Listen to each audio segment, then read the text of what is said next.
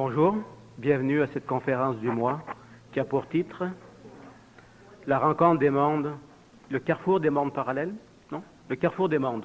Bon, pas pire. J'ai l'impression qu'il veut qu'on parle des mondes parallèles, mais... Non, ce titre, justement, m'a amené à penser, est-ce que c'est la rencontre de mondes parallèles?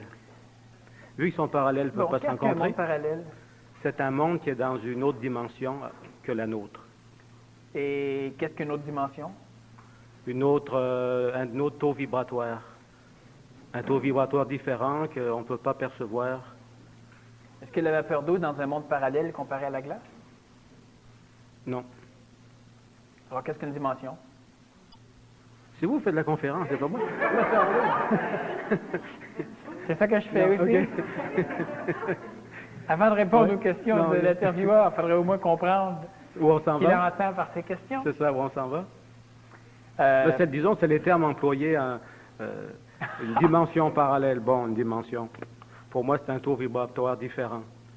et bien, alors, si c'est un taux vibratoire différent, c'est une dimension. Une dimension parallèle, qu'est-ce que c'est? Est-ce qu'il y a des dimensions qui ne sont pas parallèles? Qui ne serait pas dans la... Ben, justement, la vapeur d'eau puis la glace ne seraient pas parallèles, ils sont ensemble dans le même monde.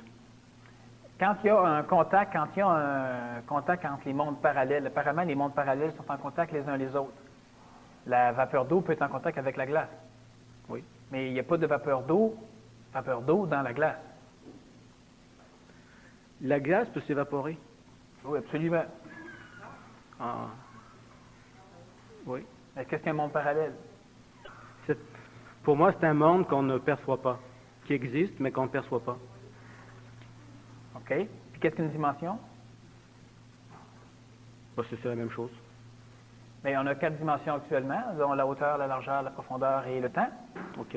Est-ce que la largeur est une vibration différente de la longueur? Non. Parce que tout à l'heure, la dimension, c'était un taux vibratoire différent. Alors, qu'est-ce qu'une dimension? C'est ça, pour moi, ce qu'on appelle une dimension en ésotérie, pour moi, c'était un lieu différent d'une autre où on vivait. Un autre espace-temps, OK. Mais en ésotérique, une dimension, ça veut dire plein de choses. c'est ça. Considérons qu'une dimension, c'est une perception. Alors, si je perçois d'une seule façon, je percevrai un monde à une dimension. Si je peux percevoir deux caractéristiques différentes en même temps, je pourrais dire que je perçois à 2 dimensions. Normalement, l'être humain perçoit à 3 dimensions. L'être humain a une tendance très limitée à percevoir à 4 dimensions, c'est-à-dire à inclure le temps. Mais pour percevoir à 4 dimensions, il faut développer un sens, une perception qui s'appelle la chronesthésie, qui est la perception de la mécanique du temps, qui fait en sorte que le temps, pour celui qui est capable de faire de la chronesthésie, le temps, c'est quelque chose de réel, ce n'est pas quelque chose de seulement conceptuel, ce n'est pas quelque chose de seulement abstrait, philosophique. Le temps devient aussi tangible que la distance.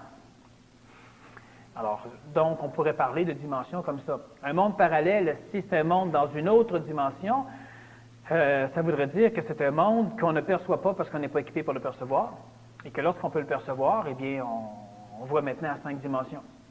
C'est plus un monde parallèle. D'accord, donc il nous manquerait une dimension, la perception d'une autre dimension. Ben, c'est évident que l'être humain lui manque plusieurs dimensions et plusieurs sous-dimensions et plusieurs sous-sous-dimensions. Bon. Le carrefour des mondes, ce qui est intéressant dans le carrefour des mondes, c'est d'essayer de comprendre au départ qu'est-ce qui fait en sorte que l'être humain vit sur une planète à l'envers, sans dessous-dessous, une planète où vit l'incohérence complète, une planète où se rencontrent les contraires, une planète finalement qui est dualitaire, qui est même pluralitaire. Et c'est une des choses qu'on peut constater déjà sur la planète Terre. Par exemple, on peut comparer certains pays entre eux pour découvrir qu'il y en a des pays qui sont finalement totalement opposés, du point de vue de leur philosophie, du point de vue de leur technologie, du point de vue de leur émancipation, du point de vue de leur religion, du point de vue de leur objectif, du point de vue de ce qu'on voudra. Alors, juste la planète Terre elle-même, c'est finalement une espèce d'immense carrefour d'une myriade de mondes parallèles. C'est ça, parce qu'actuellement, on a la télévision, on a les moyens de communication qui nous font voir, par exemple, ce qui se passe en Tchétchénie ou en Yougoslavie. Mais souvent, en si on Tchétchénie, avait- ils ne savent même pas ce qui se passe en Tchétchénie. C'est ça. Mais si nous, on n'avait pas ces moyens de communication, c'est comme si ce monde-là n'existait pas. C'est pas comme. Même avec la télévision, c'est pas évident qu'il existe. OK? Une chose qu'on peut considérer comme certain, sûr, c'est qu'on est sûr de rien. Puis, même si je vois les images de la Tchécoslovaquie à la télévision, ça ne me prouve qu'il y a des images de la Tchécoslovaquie à la télévision. Pendant longtemps, sous le règne de Staline, on présentait des films aux Soviets, à Moscou entre autres, puis un peu partout ailleurs, de gens qui cultivaient dans la joie, dans l'allégresse, et on faisait les vendanges. Et les vendanges en Union soviétique à l'époque, apparemment, selon les films, se faisaient en chantant et en dansant. Et il y avait toujours un gars avec une fille, un gars qui a des grandes chaînes comme ça, puis ça s'en allait en dansant comme ça ramassait des grappes de raisin s'en allant, se les mettait dans des paniers. C'était comme ça que les vendanges se faisaient. C'est efficace. Ah, c'était très efficace, effectivement. Et là, pour écraser, on faisait du vin, le meilleur vin au monde, évidemment. Personne ne le connaissait, ce meilleur vin-là, parce qu'apparemment, qu'il s'en allait, bon, on ne savait pas trop. Bon. Et là, c'était en dansant encore qu'on extrayait le jus. Bon. Mais ce pays-là n'a jamais existé en Union soviétique. Alors que pourtant, les gens le voyaient. Alors, si tu penses que la Tchécoslovaquie ou la Tchétchénie existe parce que tu la vois à la télévision, il y a un problème. La télévision existe, l'image de l'intérieur existe, ça ne prouve rien. L'être humain doit considérer, premièrement, c'est sûr que je parle de l'illusion quand je te parle de ça. Bon, pour l'être humain, l'illusion, c'est la seule chose de réel. Alors, évidemment, il y tient mordicus. C'est essentiel pour lui. Mais les kangourous, est-ce qu'ils se sont mis à exister quand on les a découverts? Peut-être que oui. Personne ne peut dire l'inverse. Puis, c'est pas uniquement un jeu de mots, c'est que c'est une certitude que personne ne le sait. Et que personne ne le saura jamais. Mais il y a une autre certitude aussi, c'est qu'on s'en fout qui existait avant ou qui existait après. Est-ce que présentement, chez vous, votre aspirateur est en train de parler avec votre grille-pain? Peut-être. Peut-être qu'ils rient de vous, ensemble. Peut-être que c'est eux qui sont en train de faire le bordel, de mettre la poussière partout, on ne sait pas. Ah, l'humain va dire qu'il sait, il a mis une caméra. Non, la caméra va prouver qu'il y a une image qui apparaît là. Elle va prouver les faits. Il y a un témoin. Non, le témoin ne peut rien prouver non plus. Et ça, c'est important parce que vous êtes ici, le reste n'existe finalement pas. Mais parce que l'être humain est dans un carrefour de monde, l'être humain vit dans un collectivisme forcé qui l'oblige quelque part à être dépendant de l'illusion des autres. Ce qui engendre une illusion majeure, complexe, très très complexe, qui ne peut pas être résolue par l'être humain. Mais le carrefour des mondes, ce serait quoi là exactement? Le carrefour des mondes, Dans c'est... l'exemple de l'illusion. Le carrefour, je vais y arriver, Oui, je vais ok. encore donner des éléments pour y arriver, mais le premier carrefour qu'on peut constater au niveau de la matière, c'est la planète Terre, c'est un très bon carrefour de monde. Parce que dans ce carrefour-là, on a des gens qui sont encore esclaves, on a des gens qui essaient d'être heureux, on a des gens qui ne visent que la guerre, on a des gens qui mangent bien, on a des gens qui ne visent qu'à manger mal, on a de toutes les sortes de types d'êtres humains. Et le gros de l'affaire, c'est que je me posais des questions à un moment donné, c'est comment ça se fait qu'on est capable de supporter une planète avec autant de différences et de divergences, et comment ça se fait qu'on y tient tant? Parce qu'on ne tient pas à régler les problèmes. Il y a même un dicton qui dit qu'il faut de tout pour faire un monde.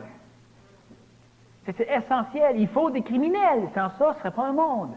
Il faut des gens pour les tuer, les criminels. Sinon, ce ne serait pas un monde.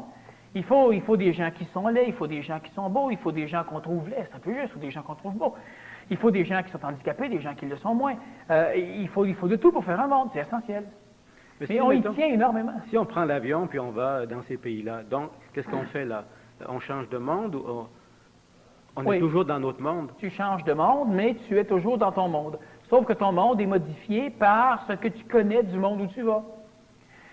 La fois, moi, par exemple, quand j'ai été au Pérou, eh bien, avant d'arriver à Lima, avant d'arriver dans certaines régions du Pérou, dans les Andes, il y avait toujours des conflits avec les guérilleros. Assez que je me demandais si je remettais mon voyage ou si on allait ailleurs. Finalement, on était allé au Pérou quand même. Et tout le voyage au complet s'est fait sans trop de problèmes. Bon, il y a eu des choses amusantes, mais quand même. Et partout où on arrivait, 1 semaine, 2 semaines, 3 semaines avant, la guerriera avait cessé ses activités. Et une fois qu'on était passé, 1 semaine, 2 semaines, 3 semaines après, la guerriera recommençait ses activités. Autrement dit, partout où je suis passé, moi, ben, j'ai mis fin au conflit de guerriera. On faisait le ménage. On faisait une place. C'est sûr que quelqu'un peut évidemment dire, bon, c'est ça, Daniel Ikem pense que sa seule présence, c'est pas ça que je dis. Ce que je dis, c'est que le hasard, parce que chacun a pris le Dieu qu'il veut. Bon, les scientifiques prirent le hasard. Le hasard a fait en sorte que partout où je suis passé, eh bien, les conflits arrêtaient. Les inondations cessaient, et tout s'estompait. J'ai traversé des régions où on cultive la coke. Mais on n'a vu ni cultivateurs de coke, on n'a vu ni miliciens pour les arrêter, on n'a vu aucun problème. On est allé dans une ville qui est extrêmement riche, qui est perdue en plein milieu de la jungle, une petite ville, mais qui est beaucoup plus riche que Lima, qui est la capitale. Une ville où j'ai vu, là, à l'époque, moi j'avais une Toyota Supra comme automobile, j'en ai vu 7-8 dans cette ville-là, 9 comme la mienne. Bon, j'ai vu des Mercedes là-dedans, j'ai vu, etc. C'est une ville, évidemment, qui est subventionnée par la coke. Mais j'ai vu aucun problème, là. OK? Quand je suis arrivé dans les Andes, là, on faisait 4-5 jours qu'on est arrivé, j'étais avec des personnes qui m'accompagnaient et qui, eux, essayaient mordicus de créer des carrefours de monde, c'est-à-dire qu'ils essayaient mordicus de se servir des possibilités, justement, des carrefours, puis on va revenir, parce qu'il y a un carrefour sur la planète, puis il y a probablement un petit carrefour à l'intérieur de chacun de vous. Puis c'est un des problèmes, évidemment, de l'être humain, parce que l'être humain est déchiré continuellement à travers son avancement, parce que finalement, c'est comme s'il y avait à choisir entre un monde, et comme il y a aussi une espèce de réplique du carrefour des mondes à l'intérieur de lui, ça se bat sans arrêt, ça amène des dissonances, et l'être humain essaie de vivre finalement un peu avec un pied sur un bateau, un pied sur le bateau, un pied sur le quai, une main sur le catamaran, puis une main sur le pédalo, puis il essaie de tout tenir ça ensemble, et considérant que ici, en lâchant, il va être malheureux, alors que j'en ai déjà parlé, c'est prenez le bateau, vous restez sur le quai, mais quel que soit le choix que vous allez faire, ça va être le meilleur. Et parce que l'être humain ne fait pas de choix, l'être humain reste pris entre les deux, l'être humain essaie de faire un choix en réalité. C'est pas de faire un choix qu'on doit faire, on doit abandonner. Abandonner quelque chose. Okay. Puis ces personnes-là essayaient de ces personnes-là, eux autres, ce qu'ils voulaient, c'est qu'il fallait absolument qu'ils puissent... ils voulaient vivre ce que l'être humain appelle la réalité. Ce que moi j'appelle l'illusion. Alors, en arrivant dans une petite place, il y avait un gars qui était mort dans la rue, alors il a fallu arrêter, il a fallu que quelqu'un ôte le cadavre, puis ils l'ont mis sur le trottoir. Ils l'ont rangé sur le trottoir. Et puis, après ça, on a pu continuer. Mais ça, c'était à peu près les seules choses. Moi, dans mon voyage, tout allait bien. Quand les gens m'entouraient, ça allait un petit peu plus mal. Mais pour eux, ça allait drôlement mieux. Et uniquement parce que les gens ont un carrefour des mondes chez eux.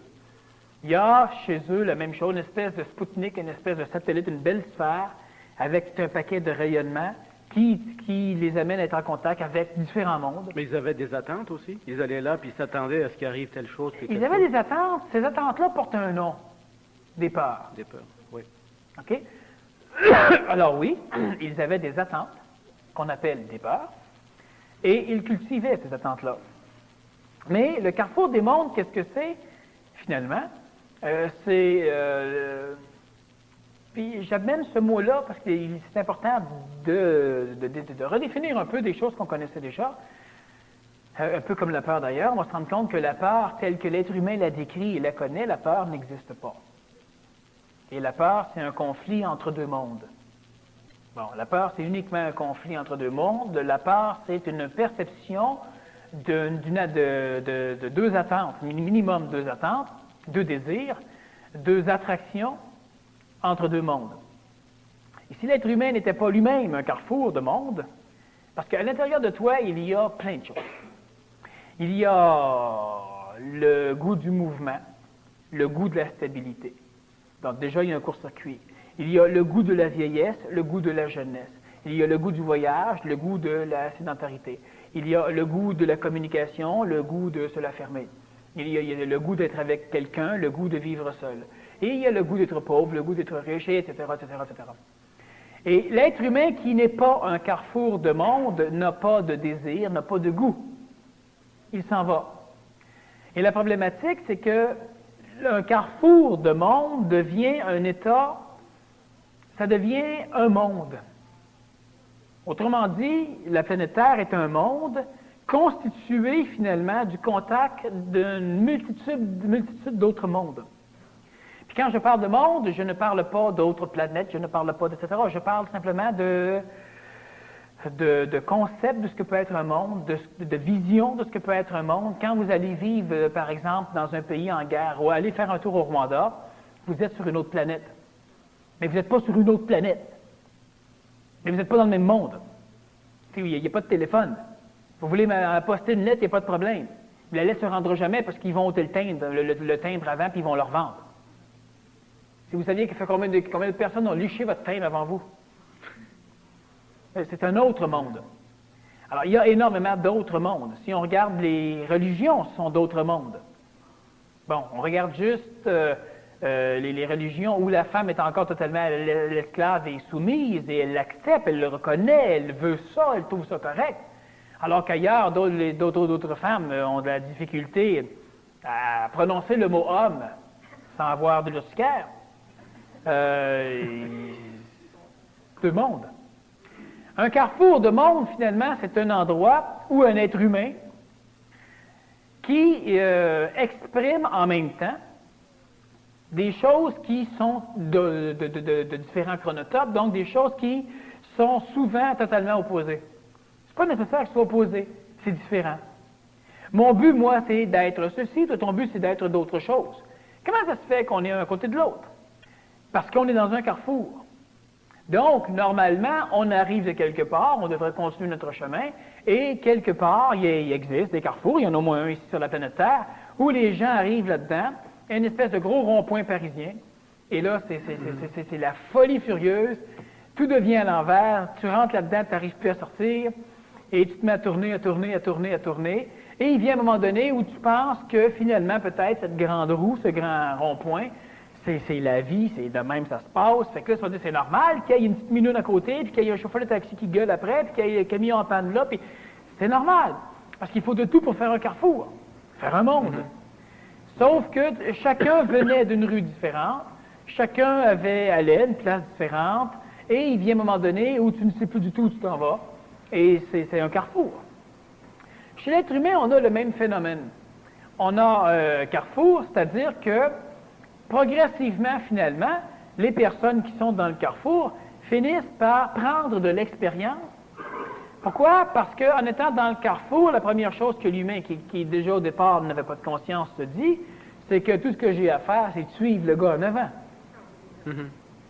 Bon. Alors, il vient un moment donné où le gars en avant arrête de manger du spaghetti. Tu n'as jamais mangé du spaghetti, tu n'es pas italien.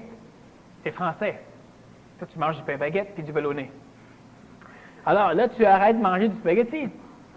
Et puis par la suite, à la longue, il vient un moment donné où tu es convaincu que le spaghetti, très bon plat national français, et puis l'Italien pourrait penser que le pain baguette, c'est un plat italien. Alors il vient un moment donné où ça crée suffisamment de mélange que l'être humain finit par devoir quelque part admettre qu'il ne sait plus qui il est. Alors plusieurs vont essayer de dire, moi ce que j'aimerais, c'est me connaître, savoir qui je suis. Mais cette expression-là, savoir qui je suis, qui date de probablement 7-8 000 ans, pourquoi elle apparaît de temps en temps spontanément chez des personnes, ou de temps en temps par éducation, on l'a lu quelque part, on l'a entendu, mais elle revient chez certaines personnes qui disent que la première chose que j'aimerais faire, moi, c'est savoir qui je suis. C'est ça, peut-être pour savoir où aller ensuite? Ben oui, parce que la question va être, ça va te servir à quoi de savoir qui tu es? Ben, voilà. Peut-être pour savoir où aller. Mais le gros de la mécanique là-dedans, c'est que ça devient compliqué de savoir qui nous sommes parce que nous sommes devenus un paquet de choses. Alors, je pourrais vous expliquer que, écoutez, choisissez donc ce que vous voulez être et vous serez ça. Parce que finalement, aller en Italie, aller en Grèce, aller en Égypte, si tu vas dans un pays et en arrivant là, tu es bien, et si l'objectif est d'être bien, si l'objectif est d'être mal, ben, que tu vas dans n'importe quel pays puis que tu es mal, ça va être correct.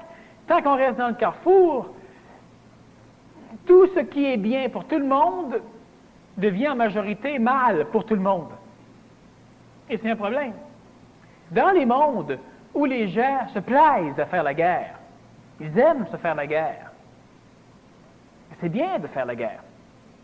Dans un monde où les gens aiment la paix, aiment s'entraider, aiment s'appuyer les uns les autres, aiment échanger, c'est bien de faire comme ça.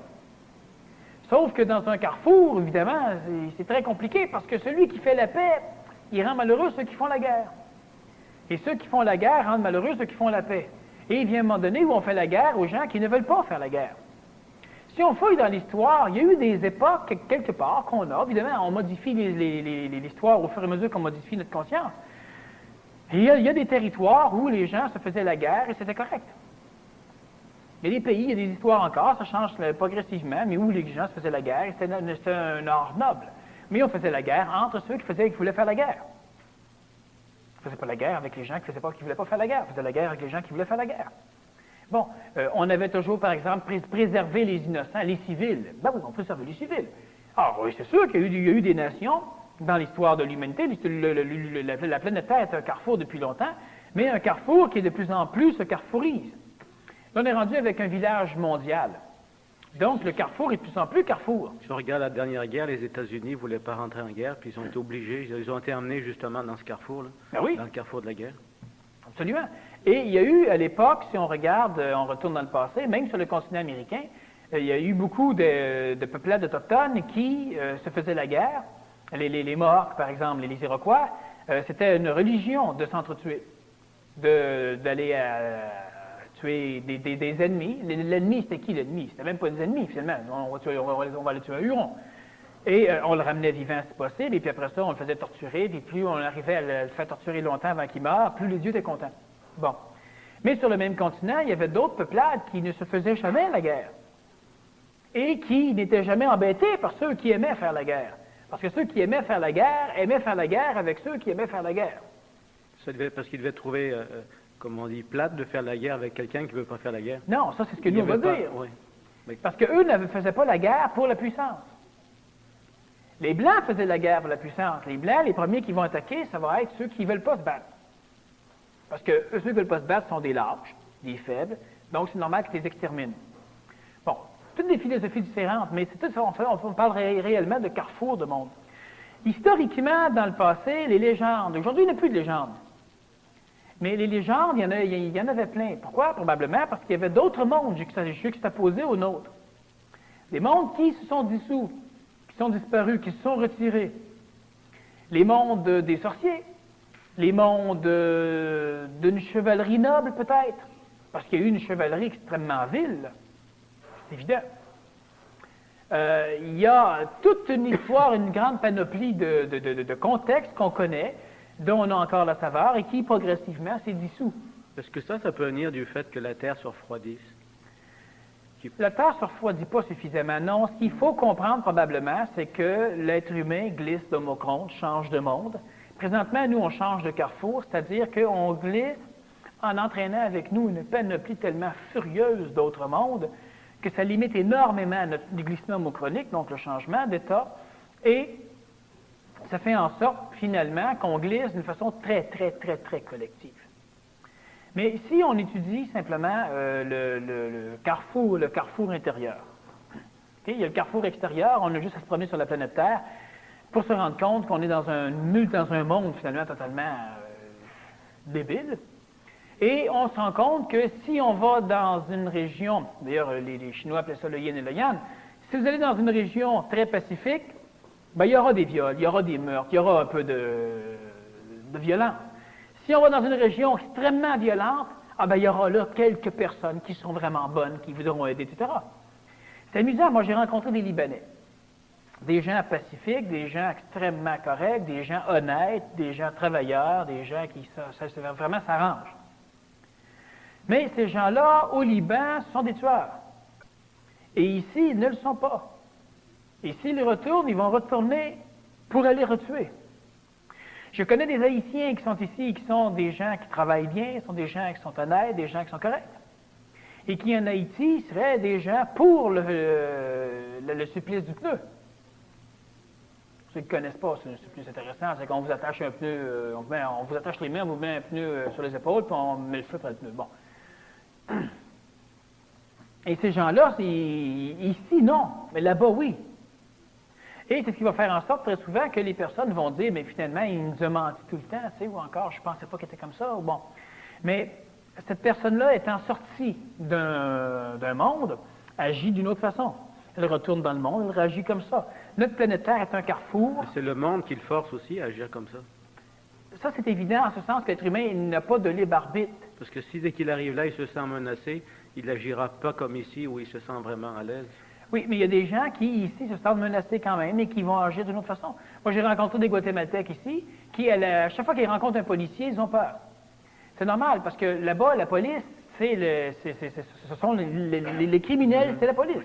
Bon, l'Haïtien qui arrive d'Haïti, qui rencontre des policiers ici, c'est normal qu'il ait peur de la police. Parce que les policiers sont ceux qui battent le monde. Bon, alors qu'ici, c'est vraiment la minorité des policiers qui vont faire ça.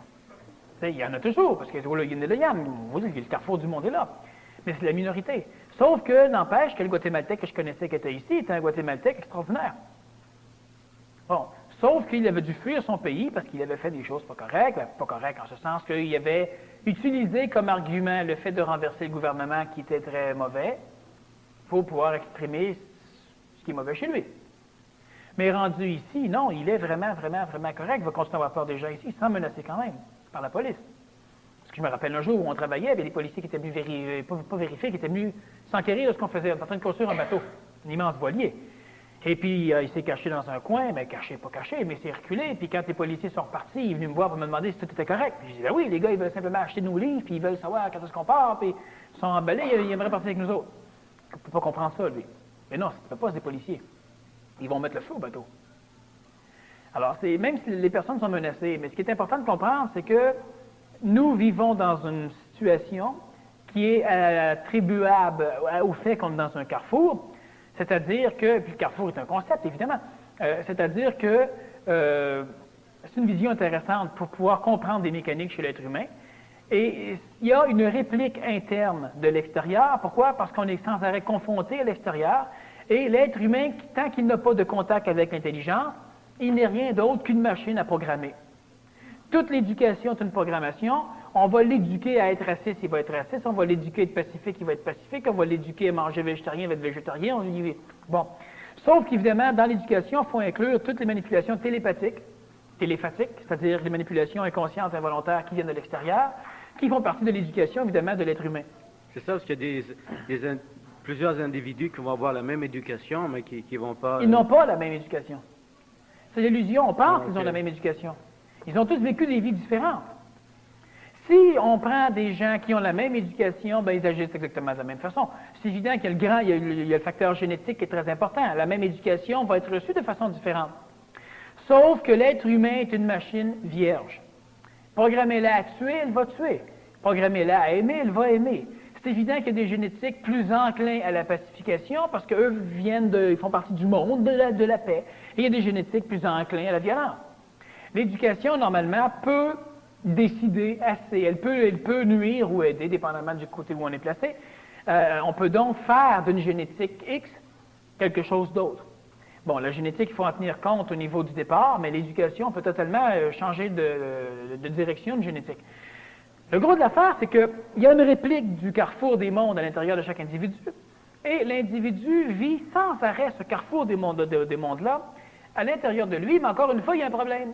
C'est que autant que nous allons dire, oui, mais c'est la Terre, alors que si je dis ce n'est pas la Terre, c'est une myriade de terres, OK, qui vit dans un carrefour virtuel, un carrefour de monde, où il y a une planète de guerre, une planète de paix, une planète de sécheresse, une planète d'inondation, une planète de famine, une planète, etc.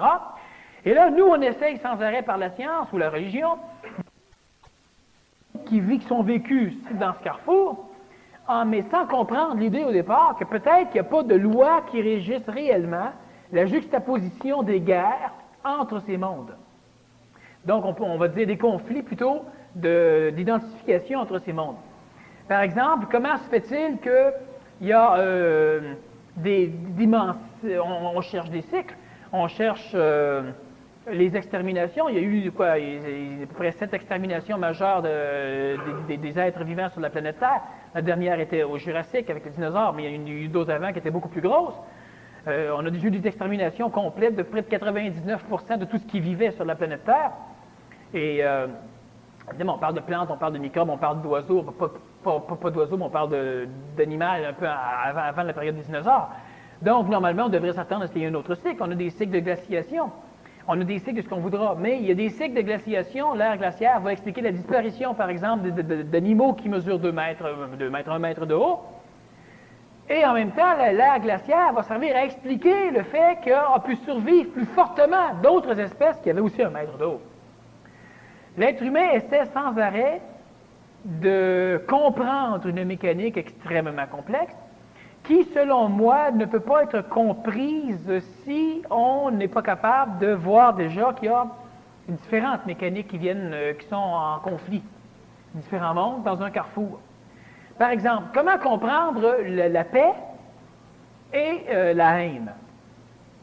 Probablement on ne peut pas comprendre honnêtement, en tout cas, on ne peut pas comprendre de façon utilisable comment se gère la haine et la paix.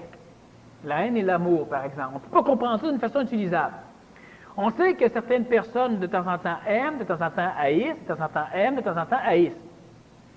Moi, ce que je te dis, moi, c'est qu'à l'intérieur d'eux, il y a un carrefour de monde, et il y a une partie de ce carrefour-là qui est axée sur l'amour, l'autre est axée sur la haine, qui est une façon différente d'exprimer un continuum, d'exprimer un contexte de vie, mais que les deux ne vont pas ensemble.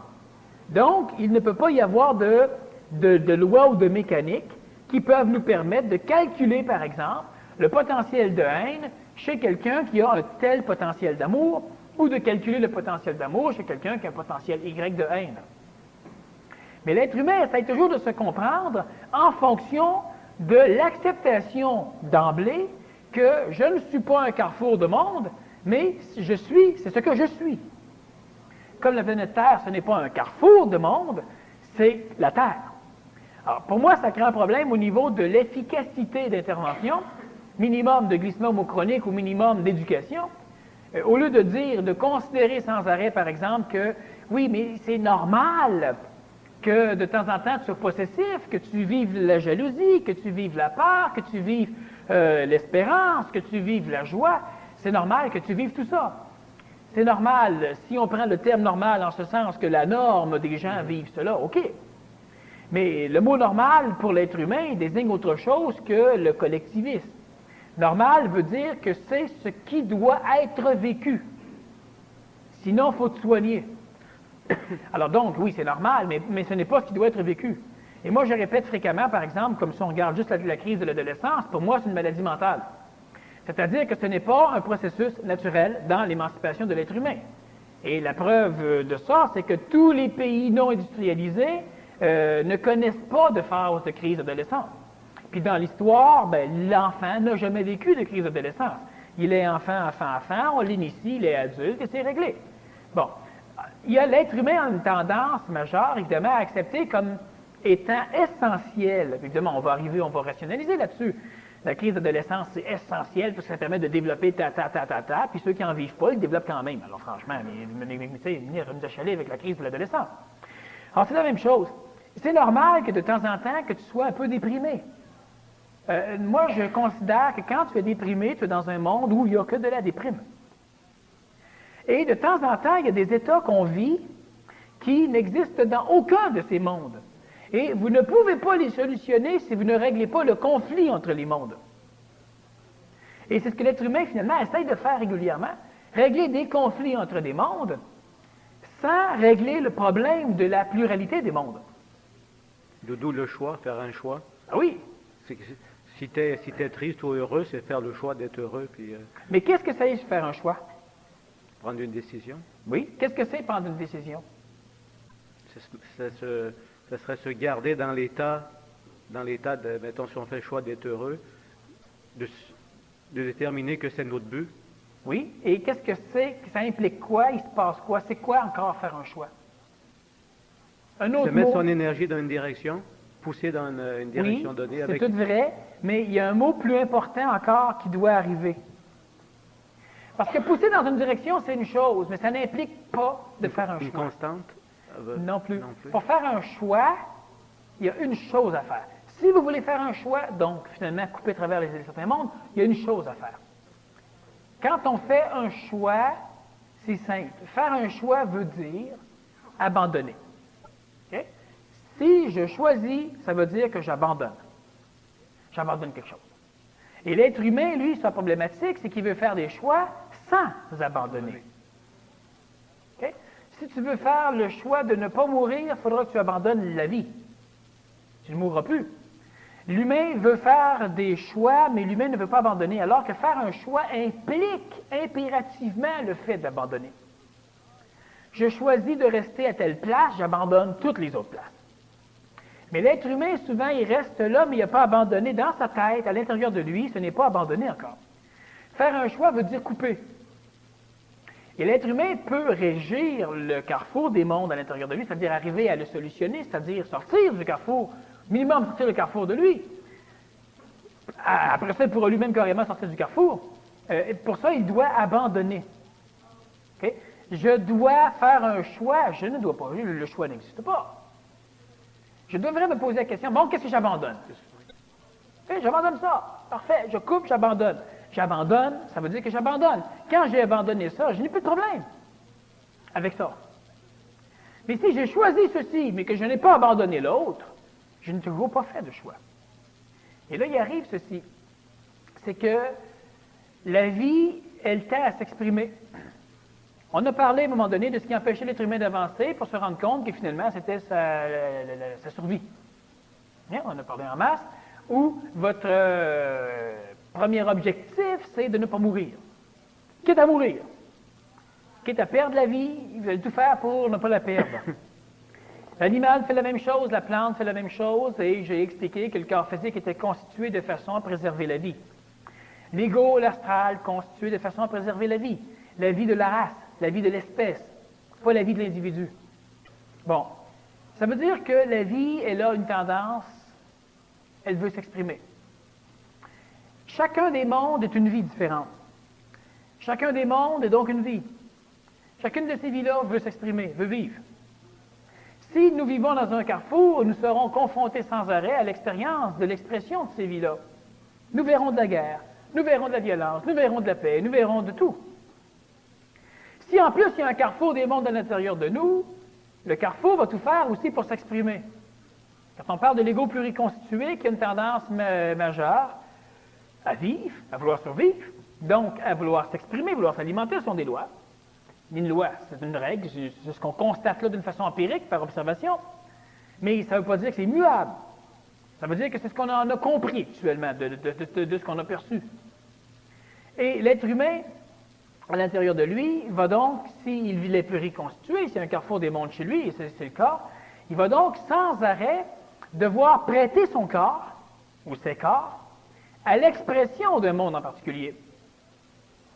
Et ça fait en sorte que le corps est sans arrêt tiraillé, ou les corps sont sans arrêt tiraillés d'un monde à l'autre, et ça engendre des déchirures, qui, selon moi, vont s'exprimer dans le vieillissement et dans la maladie.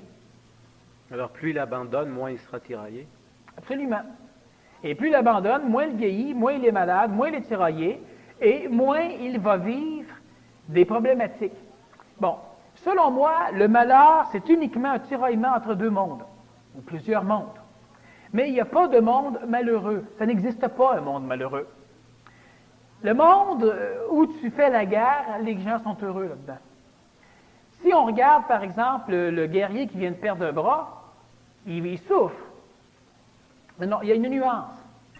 On pense qu'il souffre. Oui. Il y a des Autochtones ici, entre autres les montagnais, là, peut-être 50, 60 années en descendant. Un montagnier heureux était un montagnier qui avait le dos courbé, qui avait une énorme bosse dans le dos ici, donc il y avait une malformation, enfin une déformation de la colonne cervicale, et qui avait un immense amoncellement de gras, de graisse ramassé là. Et plus ça, c'était gros, plus il y avait une grosse bosse ici, plus il était heureux. Et plus il était croche qu'une grosse bosse, plus il était heureux. Et les gens vont dire, ben voyons donc, il devait souffrir.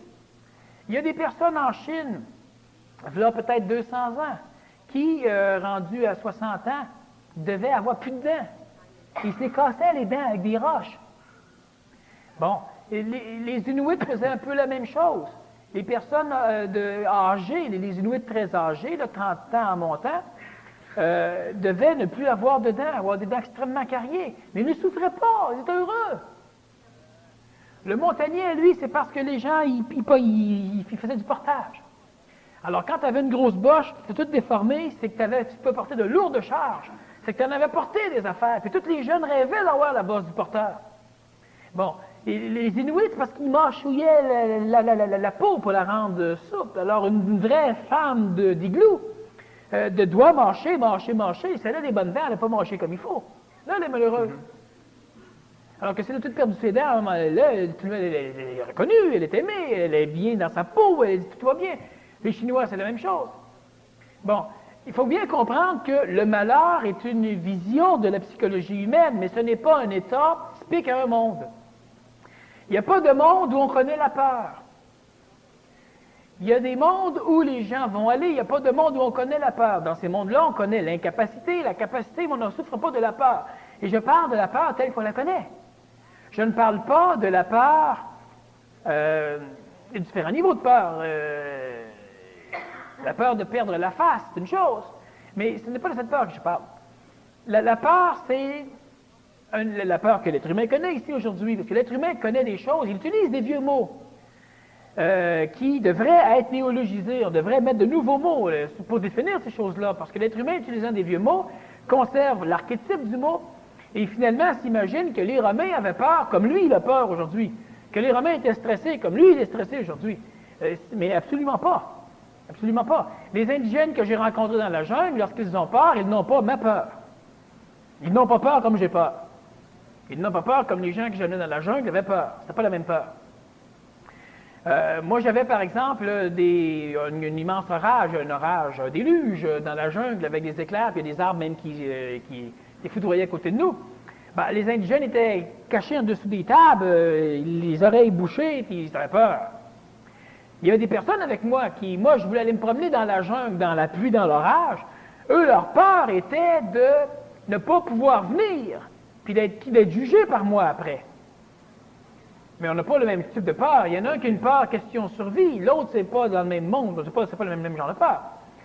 Et finalement, ce que je découvre à travers le carrefour des mondes, si on parle de la peur, on va parler un petit peu là, par exemple, c'est que quand l'être humain a peur, la peur, selon moi, comme d'ailleurs le malheur, comme d'autres états que l'humain vit, pour que l'humain puisse gérer ces états-là, il doit probablement être capable d'essayer d'entrevoir l'idée que peut-être qu'il y a différents mondes.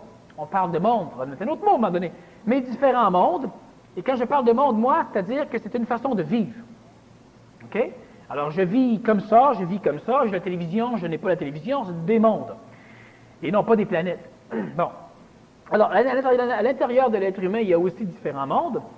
Dans un de ces mondes-là, il y a, par exemple, il arrive des situations, et dans un autre monde, il arrive d'autres genres de situations. Et l'être humain, qui a ces deux mondes-là, vit sans arrêt, par exemple, un conflit où les deux veulent s'exprimer. Les deux s'exprimant, je suis convaincu que l'être humain n'en souffrira pas si l'un des deux gagne. Mais l'être humain va souffrir parce qu'il n'y a pas un qui gagne. Autrement dit, parce qu'on n'arrive pas à retrouver une uniformité dans l'expression d'un monde. As-tu un exemple de ça? Oui. Par exemple, tu vas en automobile, tu conduis, et à un moment donné, bon, c'est l'hiver, il se met à neiger, puis là, on voit de moins en moins, tu allumes les phares, c'est le soir, et c'est vraiment, c'est dangereux. Alors, tu commences à être inquiet, par exemple, tu transpires un peu plus, la preuve, le pare-brise devient bué rapidement, donc une transpiration, donc une peur. Ce qu'on appelle un stress? Oui. Mais moi, ce que je suis certain, c'est que la peur que tu as, c'est qu'il y a une grande partie chez toi qui tient mordicus à ce que tu aies un accident. et il y a une grosse partie chez toi qui tient mordicus à ce que tu n'aies pas d'accident. Toi, dans ta conscience, un instant, pas dans ta conscience, dans ton éducation, tu as été programmé à ne pas vouloir d'accident. Mais si dans ton éducation, tu avais été programmé à vouloir avoir un accident, tu n'aurais peut-être pas plus d'accidents. Et tu aurais aussi peur. Tu aurais le même stress. Tu aurais le stress de ne pas avoir d'accident. Et dans l'étape actuelle, vu que ton éducation t'amène, c'est pas la conscience. La conscience, elle fait autre chose que de s'occuper des petites futilités comme ça. Ce n'est pas ta conscience. Ton éducation, donc, je vais dessiner un petit peu. Alors, il y a ici la partie qui ne veut pas avoir d'accident. Il y a la partie ici qui veut avoir un accident. Et il y a l'éducation qui se place quelque part là-dedans. Et l'éducation ici a appris qu'il ne fallait pas avoir d'accident. Okay? Ça inquiète maman, ça fait mal, ça coûte cher, il y a un paquet de raisons. Ce qui fait que normalement, on a un bloc ici programmé qui tire beaucoup sur le corps pour qu'il n'y ait pas d'accident. Et il y a un autre bloc ici qui tire beaucoup sur le corps pour qu'il y ait un accident. D'accord? Et le conflit entre les deux ici, c'est ce que toi tu appelles la peur, qui va engendrer le stress, etc. Alors, à un moment donné, il y a deux automobiles qui glissent et qui viennent obstruer un peu le chemin. Toi, tu ne peux pas freiner, tu dois passer entre les deux. Probablement qu'en arrivant près des deux automobiles, tu vas commencer à trembler. Okay? La peur va augmenter. C'est-à-dire que la partie ici va dire c'est le temps, c'est le temps, c'est le temps, c'est le temps, tire à gauche, tu rentres dedans. Mais la partie qui est ici va dire tire pas à gauche, tu vas rentrer dedans. Fait que l'autre a dit tire à droite d'abord. Puis là, tu te mets à trembler. OK?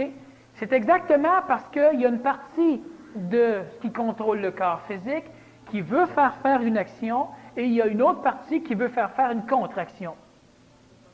OK? Hein? Le jeu de mots est bon. Alors, il se passe quoi? Il se passe qu'au niveau du corps physique, il y a maintenant deux phénomènes contrôleurs. Et ça déchire le corps. Ça vieillit le corps, ça rend le corps malade, ça l'épuise, ça le déforme. Toute notre vie, toutes les choses que tu vas vivre, parce que tu n'as pas abandonné des choses. Si, par exemple, tu ne veux pas rien, tu conduis, les deux automobiles glissent et obstruent un peu le chemin, puis dans ta tête, tout ce que tu vois, toi, c'est, exemple, ça va être, ils l'ont pas eux autres, hein, puis tu passes entre les deux, toi, là. C'est que dans ton monde dans lequel tu vis actuellement, monde où il n'y a pas d'accident pour toi, il n'y a pas d'autre monde. Okay? Ça donne que là, tu es suffisamment dans ta vraie nature, mais ta vraie nature, elle peut être n'importe où. Tu es dans une nature plus unique, on va dire. Et automatiquement, il n'y a plus de déchirure, il n'y a plus de problème, c'est facile. C'est facile. Mais ça peut redevenir plus compliqué plus tard. Ça, c'est un exemple. Mais régulièrement, si on regarde le malheur, par exemple, c'est la même chose. L'ennui, qu'est-ce que c'est l'ennui? C'est encore des parties qui devront mourir.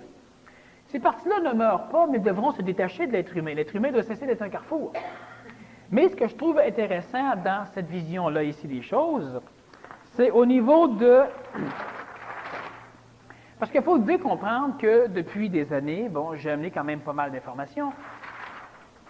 Il y a aussi des techniques à l'intérieur des informations que j'ai amenées qui sont très utilisables, que l'humain souvent n'utilise pas trop parce que l'humain se résume plus à être un consommateur d'informations plutôt qu'un utilisateur.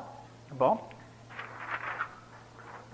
Si on est capable de penser, par exemple, que la peur, c'est une résultante d'un conflit, c'est une chose. Si on pense que le malheur n'existe pas de par lui-même, c'est aussi la résultante d'un conflit. Si on pense, par exemple, que l'ennui n'existe pas non plus, c'est la résultante d'un conflit. Et que, de l'autre côté, on comprend qu'il y a différentes façons de vivre. Quelle que soit la façon choisie, on va avoir gagné. Mais à la condition qu'on ne soit plus dans un carrefour de monde et qu'on finisse par couper avec les autres façons. Parce que, honnêtement parlant, si vous étiez tous des pygmées, Il y en a qui sont près de ça, là, mais il y en a d'autres qui sont un peu plus grands. Vous êtes tous des pygmées, vous vivez quelque part dans une île, et tout est parfait. Il n'y a pas de téléphone, il n'y a pas d'automobile, il n'y a pas de four micro-ondes, il n'y a pas de télévision, il n'y a pas de rien de ça. Mais ça donne que vous n'aurez pas besoin de rien non plus de ça. Alors que si vous vivez à l'époque, par exemple, de Patrouille du Cosmos, et que tout est parfait aussi, ça va être parfait aussi.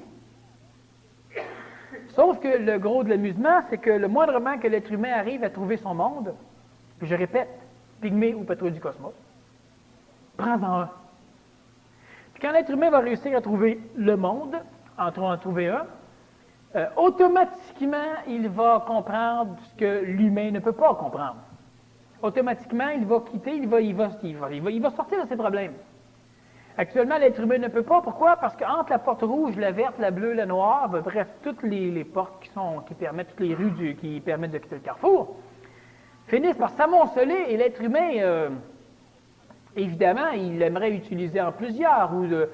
On finit par être une espèce de machine, une bibite, comme je dis souvent, une drôle de bibite, qui veut absolument contrôler et qui a peur de se faire avoir. Quoi que vous fassiez, si vous le faites à 100%, vous êtes gagnant. Mais l'être humain, il ne le fait jamais à 100%. C'est quoi la mécanique qui fait que lorsque l'humain est bien, il ne fait plus rien? Puis on voit que toutes les inventions qui ont été faites dans le passé, c'est quand il était en guerre, qu'il était en période de survie, que là, il travaille beaucoup plus, puis que là, il amène des nouvelles inventions qui servent à améliorer la vie. Oui, mais probablement que ce qui arrive simplement, c'est que l'être humain qui est bien n'est pas bien. Alors, lorsque l'être humain est mal... Là, tu parlais mettons, les pygmées sur une île. Là. Bon. Les pygmées sur l'île, ils ne vont rien construire d'autre, ils ne vont pas innover, pour la simple raison qu'ils n'ont pas besoin d'innover.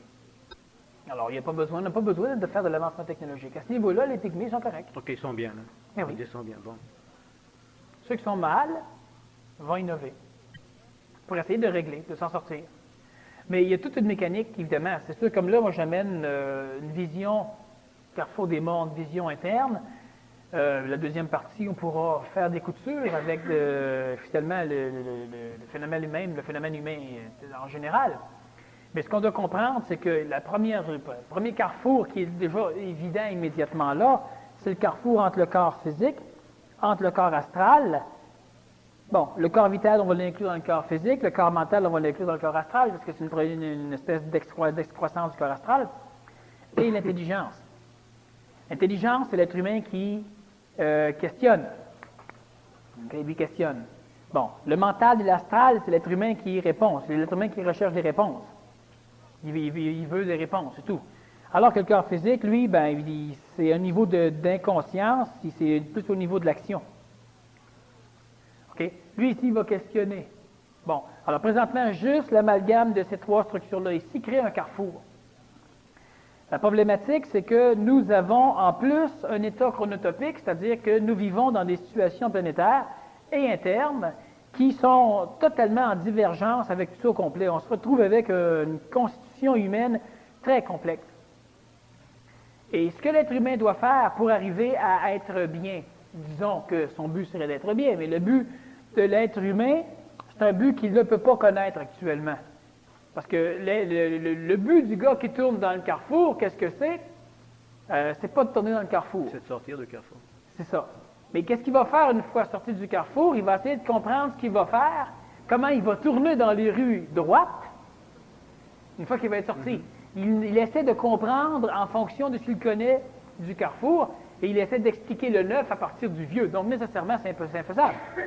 Ce qu'il faut faire, simplement, c'est, comme je le dis souvent, c'est que l'être humain, si c'est pas ce qu'il veut, il doit au moins être capable de savoir ce qu'il veut plus. Et ensuite, il doit couper. Avec le groupe des chefs, par exemple, à un moment donné, je le faisais prendre conscience que le but, on faisait une discussion qui était un petit peu animée. J'en fais un résumé comme ça, il n'aura pas le même impact. Mais c'est quoi ton but? Puis la conclusion finale, c'est que je n'ai pas de but. Hein, parce que je veux faire ça. Ça va te servir à quoi? Bien, à ça. Ça va te servir à quoi? Bien, à ceci. Et ça va te servir à quoi? Bien, je vais être l'univers. Ça va te servir à quoi? Bien, je ne souffrirai plus. Oui, mais ça va te servir à quoi de ne pas souffrir? Ben, je vais être bien. Oui, mais ça va te servir à quoi d'être bien? Bon. Jusqu'à temps que, bien, à un moment donné, où tu te ramasses, tu te retrouves devant un gouffre, et la solution humaine à l'être qui est conscient, c'est de se retourner de côté, de bord, de faire un demi-tour, et d'observer ce qu'il ne veut plus. Alors, au lieu d'aller à la quête de quelque chose, tu te mets à travailler pour couper avec ce que tu ne veux plus. Plus de chances d'arriver quelque part où tu veux aller. Est-ce que c'est plus près de nous autres aussi? Il y a quelqu'un but incertain que tu ne connais pas. Ah oui, moi je veux être heureux avec telle femme. Si tu veux être heureux, regarde c'est quoi le bonheur, retourne-toi de bord, puis coupe avec tout ce qui te l'empêche. Autrement dit, coupe avec ce que tu ne veux pas. Bon, mais quand elle gueule après moi, là, je veux pas ça. Coupe avec ça. Oui, mais il faut que je la mette dehors. Mais coupe avec ça. Coupe avec ce que tu ne veux pas. Puis à un moment donné, tu te retrouves tout seul. Ben oui, mais t'es mieux aussi. Il faut que l'être humain coupe. Alors, c'est même pas une question de choix. L'humain, le mot, là, je choisis quelque chose. Pour moi, c'est un grand danger. C'est un mot très dangereux de dire je fais des choix. L'être humain n'a pas de libre arbitre. L'être humain ne fait même pas de choix. Et quand je parle de couper avec une chose, on rejette de notre contact, bref, du collectivisme, on sort de notre monde tel type d'expression. Mais c'est plus facile de couper. Il me semble que c'est plus concret. Tu vois, la chose qu'il faut que tu élimines. Tu dis, je veux être en bonne santé. Bon, c'est ton but, mais là, il faut que je coupe la cigarette. Là, tu sais, c'est ça. La meilleure façon d'avancer, c'est ça. C'est de se retourner de bord puis de dire de couper. Je veux être en santé, comment on fait? Vous savez comment, vous savez tout faire. Si vous vous revirez de bord et vous dites, bon, ben moi, je ne veux plus vivre le stress. Qu'est-ce qui t'amène le stress? Ben, c'est parce que j'ai peur de ci, peur de ça, peur de ça. Coupe avec des choses là-dedans, puis tu ne revivras plus le stress. Coupe avec toutes les situations qui t'amènent le stress, tu ne vivras plus le stress. Mais nécessairement, tu coupes avec le carrefour des mondes. Il va venir un moment donné où tu ne seras plus dans aucun de ces mondes-là. Et il y a des philosophies très humaines qui vont dire, mais ça va être ennuyant. Ils ne savent pas c'est quoi l'ennui. L'ennui, là, c'est quand plus rien vient s'exprimer. La paix, c'est ça aussi. Sauf que l'ennui apparaît quand tu as une paix qui n'est pas là parce que tu as coupé avec le reste. Quelqu'un qui est en paix, c'est quelqu'un qui a coupé. Quelqu'un qui s'ennuie, c'est quelqu'un qui n'a pas qui a coupé avec absolument rien. Okay. Les deux ont la même paix, mais il y en a un qui vit ses conflits. Je répète tout à l'heure, il y a une liste de conflits que l'être humain vit qui sont uniquement des conflits entre deux mondes. Et tant que nous voulons, j'expliquais à un moment donné, pour glisser de l'homochrone, l'une des premières choses à faire, c'est de se nourrir de l'homochrone dans lequel on veut aller, ou, si vous préférez, cesser d'alimenter les homochrones qu'on ne veut pas aller. Par exemple, on ne regarde plus de films qui ne sont pas à 100% dans la lignée homochronique dans laquelle on veut aller. Ah, mais là, il n'y aura plus de films à regarder. Écoute, si ce que vous voulez faire, ce n'est pas aller dans un homochrone, intéressant, mais de rester dans la merde actuelle. Mais louez les films que vous voulez. Mais ne venez pas dire que vous voulez la paix. Moi, je veux la paix. C'est pourquoi j'ai loué Jack l'Éventreur. Non. Puis après ça, à un moment donné, vous sortez sur la rue, puis il vous arrive des accidents, ou vous voyez des choses dégueulasses, et vous vous plaignez. Vous cultivez ça. Oui, mais j'ai pas cultivé ça. Parce qu'il y avait... C'était plate un soir, puis j'ai loué Terminator 3. C'est ce que je dis. On va louer à la place des films Skippy le kangourou. Ou Junior. Oui, ou Junior, dans les majeurs. Bon, il y a des choses intéressantes à faire. Il y a en masse, mais le plus drôle, c'est que plus vous allez couper, plus ils vont faire les films que vous voulez. Parce que plus vous glissez dans les homochrones, il y a ces films-là. Donc, finalement, vous ne passez pas des soirées ennuyantes. C'est une question de décision. Vous ne lisez plus des journaux qui sont des journaux dégueulasseries, etc., etc. On fait une petite pause, on a quelques petites annonces à vous faire. Après ça, on va revenir. J'aimerais que tu parles du phénomène de la chance dans la vie des gens. Comment ça se fait qu'il y a des personnes qui ont toujours des problèmes, Okay, puis d'autres que tout va très bien? OK, je ne te parlerai pas de ça. OK. Je vais te parler plutôt de... Ben, je vais te parler de ça, mais pas de ça. Tu comprends? Tu comprends, oui? D'une autre façon. Mais tu Oui. comprends? Oui. Bon, c'est réglé. OK, tu comprends pas. Bon, il faut qu'à un moment donné, l'être humain finisse par s'associer à une façon de voir les choses, une façon de voir le monde, et quand cette façon-là ne donne plus de résultats, il doit l'altérer, la changer, la modifier ou carrément l'abandonner pour la remplacer par une autre. D'accord avec ça? Bon. Pourquoi les autres, y a-t-il des gens chanceux, des gens qui ne sont pas chanceux, etc.? Pour quitter le carrefour des mondes, une des premières choses à faire, c'est philosophiquement, psychologiquement et même physiquement, essayer de vivre d'une façon unifiée. Bon. Tu unifies les choses, après ça, il y aura peut-être une fusion, on verra bien. Bon, en tout cas, d'unifier. Ça veut dire que on doit absorber des concepts. Okay? Prendre des concepts. Pour comprendre le monde, pour vous aider à réfléchir, vous devez utiliser certains outils. Mais si vous voulez planter une vis avec un marteau, en visser la moitié, travailler le reste avec un étau, c'est bien compliqué. Bon, selon toi, Maurice, tu réponds, est-ce que Dieu existe? Oui, non. Non. Non. Donc, est-ce que, si je te réponds en t'expliquant que les chanceux, c'est ceux qui sont plus aimés de Dieu, ça peut te satisfaire? Ben non. Bon. Donc, toutes les questions, si tu ne crois pas en Dieu, toutes les questions qui se rapportent à Dieu, tu ne devrais plus les poser. Toutes les questions qui se rapprochent des mécaniques divines, tu ne devrais plus les poser. D'accord? OK, oui. Bon. Est-ce que Satan, ça existe? Oui. Tu vois? Et c'est là l'idée. Il y a le carrefour aussi à travers tout ce qu'on pense. Mais toutes les forces du mal ont toujours été amenées quand on a parlé des forces divines. Si on élimine l'idée des forces divines, c'est-à-dire que la théorie de Dieu, qui est véhiculée par les religions, si on refuse la théorie, on ne peut pas refuser la moitié de la théorie, on devrait refuser le contexte au complet. Si Dieu n'existe pas, pourquoi Satan n'existe pas non plus. Ben, moi, je ne prétends rien. Je te pose. Non, OK, c'est ça. OK? Par exemple, là, on dit la réincarnation, c'est uniquement... Peut-être que si tu m'avais posé la question, est-ce qu'il y a des forces du bien qui existent? Je t'aurais dit oui, qui existent. Oui, mais moi, je veux savoir si Satan existe, qui est le représentant des forces du mal. Tu sais? Bon. Si, par exemple, là, je te pose la question, et tout le monde, là, c'est une façon de réfléchir que je communique là, OK?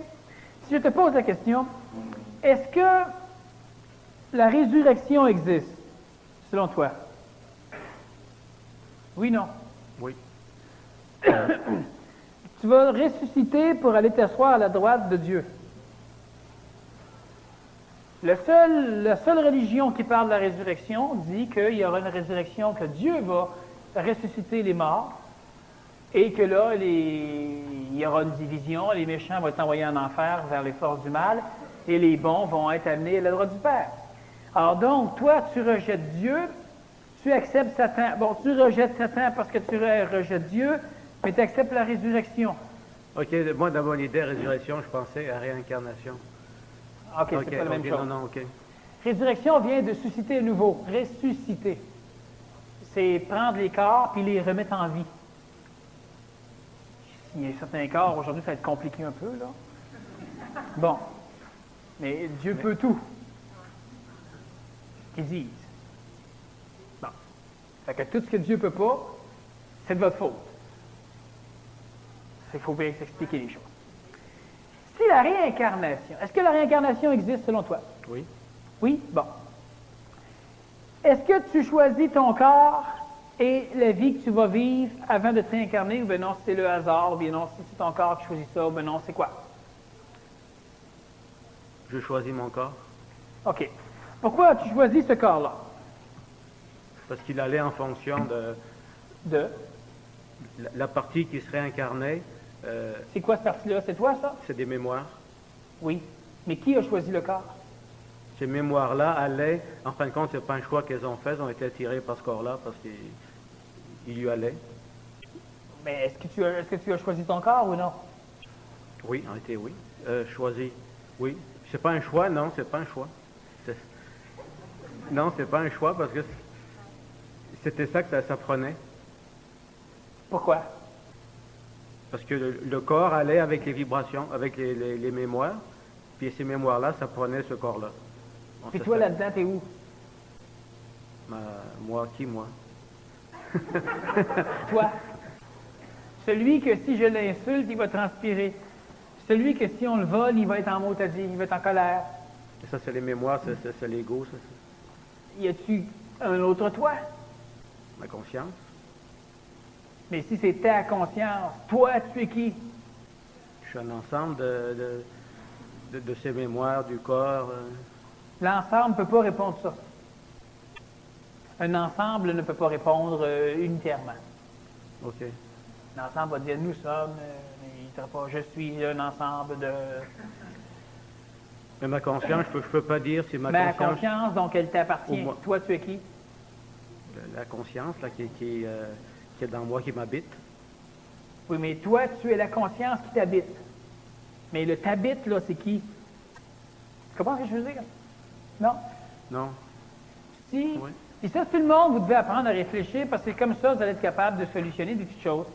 C'est devenir un peu plus votre maître. Ma conscience. Si tu dis ma, ça veut dire que ça t'appartient, c'est ça? Moi, je veux savoir, c'est qui, toi, le gars à qui la conscience appartient? C'est ma conscience qui m'habite. Mais si elle t'habite, toi, tu es qui? Mais je suis la conscience qui m'habite. Tu ne peux pas être la conscience qui t'habite.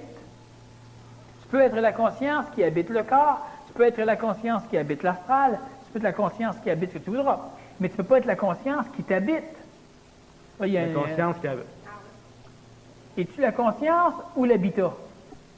Mais la conscience ne peut pas t'habiter. Ah, je suis pas... Ben oui, il faut qu'il y ait... c'est un ensemble. Moi, je suis composé d'un ensemble. Bon, ben la conscience est là.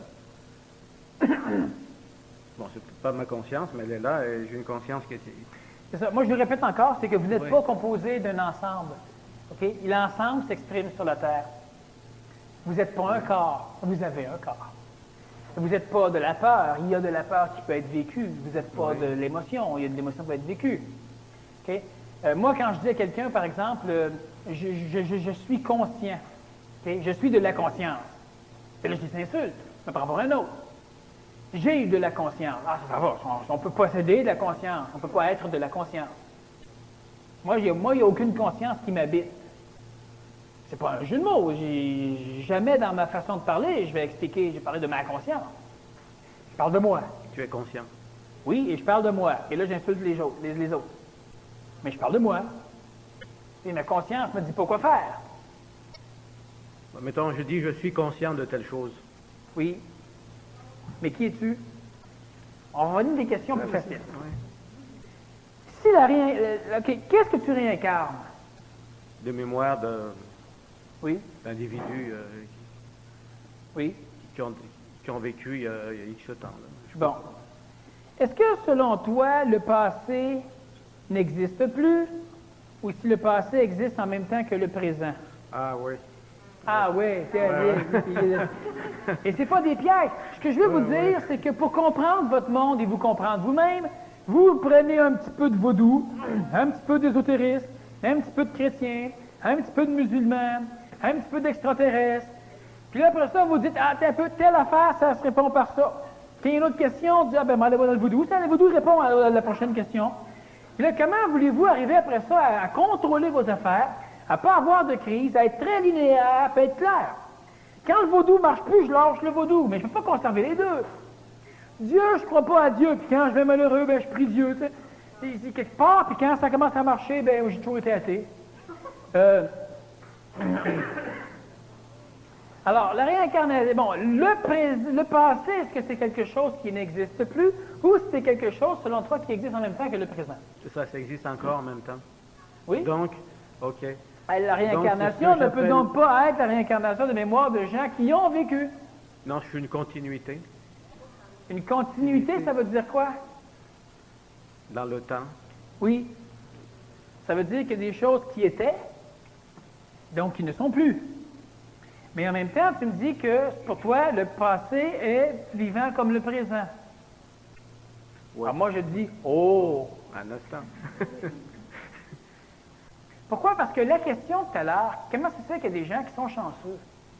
Ne peut pas se poser. Sauf si tu acceptes de considérer comme étant réelles et véridiques des choses que tu considères pas comme étant réelles et véridiques. Si vous considérez, par exemple, que Dieu n'existe pas, ben, ne vous posez pas la question, comment ça se fait que Dieu il permet ça? Et non, parce que quelque part, vous dites qu'il n'existe pas. Moi, je ne vous dis pas qu'il existe ou qu'il n'existe pas. Ce que je vous dis, c'est que si vous voulez savoir pourquoi que Dieu fait ça, cessez de penser qu'il n'existe pas. Ou bien, si vous dites qu'il n'existe pas, cessez de vous poser ce genre de questions-là. Parce que vous n'êtes pas orchestré pour pouvoir répondre. Bon, on continue. Alors, tu réincarnes quoi? Qu'est-ce que la réincarnation? Ce modèle de pensée Ok. que je vous démontre là, vous devriez penser de la même façon. Poser les mêmes... Oui, Donc, en réalité, la réincarnation n'existerait pas. Là, tu viens me faire voir quelque chose en pensant au temps. Là. mais tu as toutes les informations à l'intérieur de toi. C'est uniquement parce que tu utilises deux modèles pour avancer que tu ne peux pas te rendre compte. La vérité, c'est une illusion. Ça ne sert à rien de la chercher. Et maintenant, la réincarnation, c'est quoi? Juste faire de l'ordre à l'intérieur de soi. Le carrefour des mondes, c'est ça. Krishna, Rama, Jésus, Bouddha, Mahomet, Raël, Daniel Kem. Alors, la réincarnation, c'est quoi? Ça serait la partie... Ah, c'est compliqué. C'est compliqué uniquement parce que tu essaies d'utiliser 3-4 mondes différents pour expliquer une chose. Sinon, c'est très simple. Parce que tout existe. Oui, Donc, le passé est là. Moi, je me trouve à un autre point là. oui. Ce qu'on appelle la réincarnation, ce serait la partie qui serait dans le passé par rapport au temps d'aujourd'hui. Mais c'est quoi se réincarner? Ah, ça, c'est prendre possession d'un autre corps. Réincarner, c'est, disons, le terme pour moi, c'est les mémoires qui prennent possession d'un OK. reprennent possession Encore d'un une fois, corps. vous voyez la chose ici, c'est que ce que Maurice nous explique, c'est que c'est prendre possession de notre corps. Pour pouvoir répondre ça, il doit nécessairement maintenir la théorie que le passé n'existe plus. Et en même temps, il y a un conflit chez lui parce que pour lui, le passé existe encore. C'est donc le mot réincarnation ne va pas avec ça. C'est une autre théorie. Oui, mais Oui. c'est ce qu'il faut que tu C'est arrives à exact, admettre. oui, c'est ça. OK? Il faut que vous soyez prêt à couper à un moment donné des choses. Ou bien on va dire à un moment donné, peut-être que la réincarnation, nous on pense que c'est ça, c'est un phénomène, c'est une perception qu'on a de quelque chose, et on appelle ça réincarnation, puis on l'explique comme ça. Mais la perception reste là quand même. Souvent, tu as l'impression d'avoir été quelqu'un d'autre, et peut-être tu n'as pas l'impression d'avoir été, peut-être as-tu l'impression d'être quelqu'un d'autre. Bon, et on appelle ça réincarnation. Ce que je veux que vous compreniez, c'est que quand on pose des questions, on doit au minimum s'assurer que la question qu'on pose est une question qui nous fait avancer dans la version, disons, de la pensée ou de la conscience qu'on tolère actuellement. Sinon, ça devient encore des aberrations phraséologiques, c'est-à-dire que c'est un paquet de mots qui arrivent ensemble, ça crée une phrase qui semble avoir du sens, on la pousse. Pourquoi, par exemple, si on considère la théorie homochronique, alors il y a un chronotope, il y a plusieurs, le chronotope est constitué d'une infinité d'homochrones, homo semblable, chrone, temps, donc étant semblable. Si il y a toi ici qui vis dans ton monde, et est-ce que tu adhères à l'idée qu'il y a des homochrones, effectivement, puis que tu peux glisser d'homochrones carrément? Oui. Bon. Si tu glisses d'homochrones, ça veut dire que les choses vont changer autour de toi. Mais tu n'as pas changé personne. D'accord avec ça? Non, oui. Est-ce que, selon toi, est-ce que c'est correct cosmiquement, légalement, est-ce que c'est correct d'intervenir dans la vie de quelqu'un, puis de modifier sa vie? On la modifie pas. Il a une autre vie. On va à une place où la personne a une autre vie. Bon, vous voyez, la réponse est très différente. Traditionnellement, on va dire non, on n'a pas le droit d'intervenir dans la vie de quelqu'un. Si on comprend ça ici comme ça, là, on va se dire, si j'interviens dans la vie de quelqu'un, je ne change pas sa vie. Je glisse là où il est changé dans sa vie. OK? Mon ego logique, ça dit quelque chose, l'ego logique? Oui. Le mot est un mot très puissant qui explique, qui permet d'expliquer énormément de choses. Et qui permet en plus de contrôler des mécaniques. Donc, de valider une théorie. Mais la théorie, évidemment, de l'homochrone et du chronotope, c'est une théorie qui est difficilement prouvable à quelqu'un qui ne croit pas. Parce que son ego logique refuse. Bon. Si, par exemple, tu es ici, toi, et que le monde que tu observes, tu dis que tu ne peux pas intervenir dans la vie de quelqu'un. En intervenant dans la vie de quelqu'un, en réalité, il intervient dans ta vie. Et tu glisses de mon crâne et tu vas le rejoindre là où sa vie est changée. Parce que quand on décide de couper quelque chose, souvent, on intervient dans la vie de quelqu'un d'autre. Oui, sauf que non. Pas si on accepte l'idée de glisser dans mon chronique. En réalité, tu vas là où c'est coupé. Si maintenant il souffre, c'est parce que tu es allé là où il souffrait. Tu aurais pu aller là où il ne souffre pas, où là il est heureux d'avoir coupé avec toi. Ça, c'est parce que quand tu glisses, la personne ne voit pas le changement. Elle a glissé aussi, puis elle... Elle n'a même pas glissé. Elle est là, là. Quand tu arrives là, pour elle, c'est normal que tu sois là. Elle est comme ça, oui. Maintenant, ton ego logique, n'acceptant pas encore le processus du miracle, va glisser normalement là où la personne va avoir des réticences, des problèmes, va expliquer ou va comprendre. Puis dans certains cas, les gens vont glisser là où les autres vont dire, ben non, moi je trouve pas que tu as changé, ben j'ai toujours vu de même. Tu n'as pas remarqué les cheveux? Non. Il ne remarque jamais rien. Ben non, j'ai pas. Non, il me semble non, je ne vois pas. Puis là, ben là, évidemment, on va gueuler, c'est bon. Mais continuons. Le monde qui t'entoure, est-il un monde qui leur appartient ou c'est un monde qui t'appartient à toi? Je répète. Oui, j'ai compris. OK. Je n'ai pas fait une clapsibule. Non, pour moi, il appartient à personne. J'ai glissé dans ce monde-là. Bon, les gens sont là, moi je suis là, puis ça OK. appartient à personne. Mais le glissement, le choix du monde, t'appartient à toi ou aux autres? Ben moi, je décide d'aller dans un monde X, et puis là, je trouve des gens dans ce monde-là qui vivent dans ce monde-là. Et ces gens-là, finalement, vivent en fonction de ce que ton égo logique est allé chercher. C'est ça. D'accord avec ça? Oui. Bon. Qu'est-ce qui fait qu'il y a des gens très chanceux puis des gens qui le sont moins? C'est qu'il y a des gens qui glissent dans des places où ils se mettent les pieds dans les plats. Non. Non. C'est important, tout le monde, que vous appreniez à bien maîtriser soit un concept ou soit une théorie. Là, comme ça, elle vous appartient. Vous pouvez la modifier, vous pouvez l'améliorer, vous pouvez la changer, mais ça permet de mieux contrôler ce qu'on vit. Puis à l'intérieur, ça devient beaucoup plus clair aussi. Parce qu'on répond, on devient plus libre, on devient plus son maître, on répond à des choses, on voit des affaires, on répond et c'est banal. Tu dis que... Mais peut-être qu'ils glissent même pas, ils n'ont même pas conscience. La vie des gens qui t'entourent est déterminée par quoi? Tu viens d'expliquer que tu glissais dans des homochrones. On reprend. OK, mais ce que je veux dire, les gens malchanceux là que je parle, ils sont pas dans mon homochrone. Si tu les rencontres et les connais, ils sont dans ton homochrone. OK. Mais là, la question, c'est que je les connais pas. Là. La question, c'est que je sais que ces gens existent, mais... Tu sais pas que ces gens existent là. Tu as appris ça. C'est ça. OK. Alors, on n'en parle même plus. Quoique dans mon homochrone, il y a quand même des gens, bon, il y a différents niveaux de... Il y a des gens qui sont très riches, d'autres qui... OK. Et est-ce que c'est ces gens-là qui contrôlent leur vie pour être chanceux, contrôlent leur vie ou ne la contrôlent pas pour être malchanceux?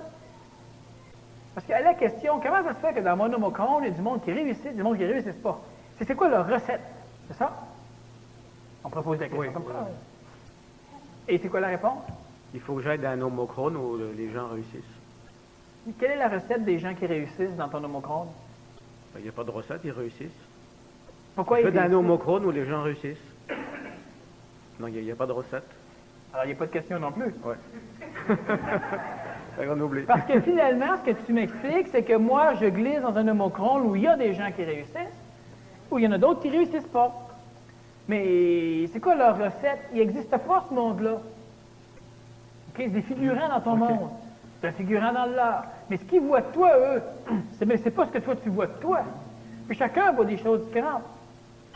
OK? Ça veut dire que, et c'est important, parce que quand on comprend bien toute la mécanique du temps, si on veut vivre en l'utilisant, ben, il faut se poser des questions qui, métacognitivement, vont se servir uniquement de ces choses-là. Ou bien, et je l'ai déjà dit, si vous voulez vous servir d'une autre théorie parallèle, vous devez utiliser 100% des éléments des deux théories, de façon à créer des conflits, de façon à voir s'il y a des contradictions, et de façon à éliminer les contradictions. Ce qui va faire que vous allez aboutir à une autre théorie qui inclut les deux, ou bien vous allez carrément rejeter une, puis en conserver une, ou allez carrément rejeter les deux. Mais là, on aboutit à la création d'une autre. C'est très, très, très important parce que c'est la façon, premièrement, de sortir du carrefour des mondes. C'est de s'en aller là. Je vous pose une question banale. Vous êtes interviewé à la télévision. Et moi, je vous demande carrément, bon, monsieur, ici, Jacques, est-ce que vous croyez aux extraterrestres? Mais là, ses patrons le voient peut-être. Il y a tout un... S'il est dans un monde, s'il est dans une théorie, s'il est dans une seule chose, il n'y aura pas de problème. S'il est dans un paquet de choses, il va probablement avoir des problèmes. T'sais?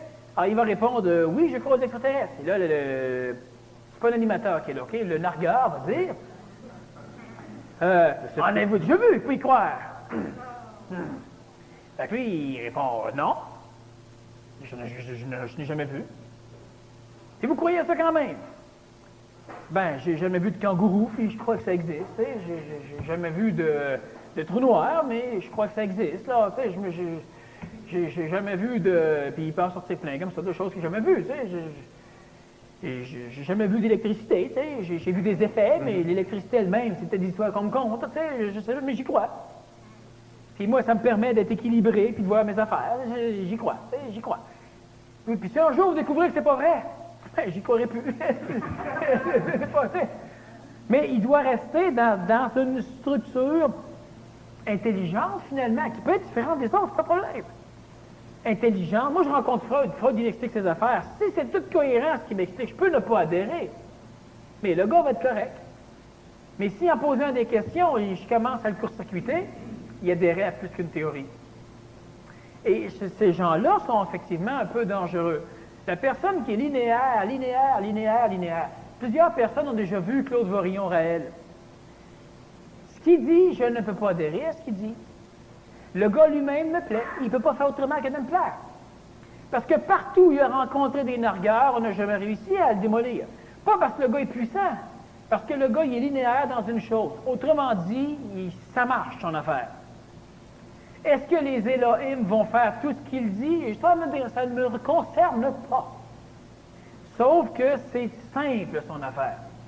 Bon, si vous rencontrez un frère, un moine catholique, qui sort d'une abbaye, si vous discutez avec lui, vous allez peut-être rencontrer là un sage extraordinaire. Vous ne rentrerez pas moine. Mais le bonhomme, il est bon, il est parfait, il est correct, il est vivant, c'est bien. Pourquoi? Parce que c'est linéaire. Du moment qu'on rencontre une linéarité au niveau de la structure de pensée, on se rapproche de la pureté. Mais parce que l'être humain est collectif, il faudrait qu'il soit moine ou que l'autre soit plus moine. Moi, ce que je vous dis simplement, c'est qu'il y a des théories qui sont intéressantes. Le moine, lui, sa théorie fonctionnelle à merveille s'il reste dans l'abbaye, peut-être. S'il sort de l'abbaye, ça se peut que sa théorie ne fonctionne pas longtemps. Non, ça se peut que oui. Bon, si elle ne fonctionne pas longtemps, il doit. Pourquoi elle ne fonctionne pas, sa théorie, uniquement parce qu'il accepte maintenant la théorie de l'extérieur? Le Dalai Lama peut se promener sur la planète Terre. S'il reste centré dans son affaire à lui, il va toujours être calme. Même s'il est persécuté, même s'il arrive n'importe quoi. Il est linéaire là-dedans. Et les gens qui vont le voir persécuté sont les gens qui, dans leur homochrone, le persécutent. Lui, dans son homochrone, n'aura jamais été persécuté. Toi, si tu vois quelqu'un souffrir, c'est que toi, tu le fais souffrir. Ça rejoint évidemment ce que certaines d'autres personnes ont dit dans le passé, etc. Mais je ne parle pas en termes de culpabilité, parce que l'autre ne souffre pas dans la réalité. Tu souffres sa souffrance. C'est partie de la pluriconstitution de... Ça, on ne sait même pas s'il souffre. On imagine qu'il souffre en fin de compte. Non. Il souffre, mais tu souffres sa souffrance. Lui ne souffre pas. Parce que lui, c'est un figurant. Tu souffres sa souffrance Oui, exact. et tu le fais souffrir. OK. Mais lui ne souffre pas. Non. Okay? Mais ça, c'est si tu comprends bien la mécanique du temps, ben, à un moment donné, tu vas l'exprimer. Mais pour ça, on doit éliminer d'autres théories, ou modifier celle-là, ou éliminer celle-là. C'est pas grave. Mais qu'est-ce qu'on fait quand on s'en rend compte? Mettons... Pas tout de suite, ça. Plus tard, Ok. j'en ai parlé. On va... Bon. Ou par exemple, je regarde la télé, je vois ce qui se passe en Yougoslavie, je change de poste, puis je me dis, c'est pas mon monde. Ben, absolument. Là, c'est ça? Première chose On à s'attarde faire. pas là-dessus. C'est pas de dire oui, mais ça, c'est se désintéresser de. Non, absolument pas. Oui, c'est me désintéresser. Oui, c'est clair.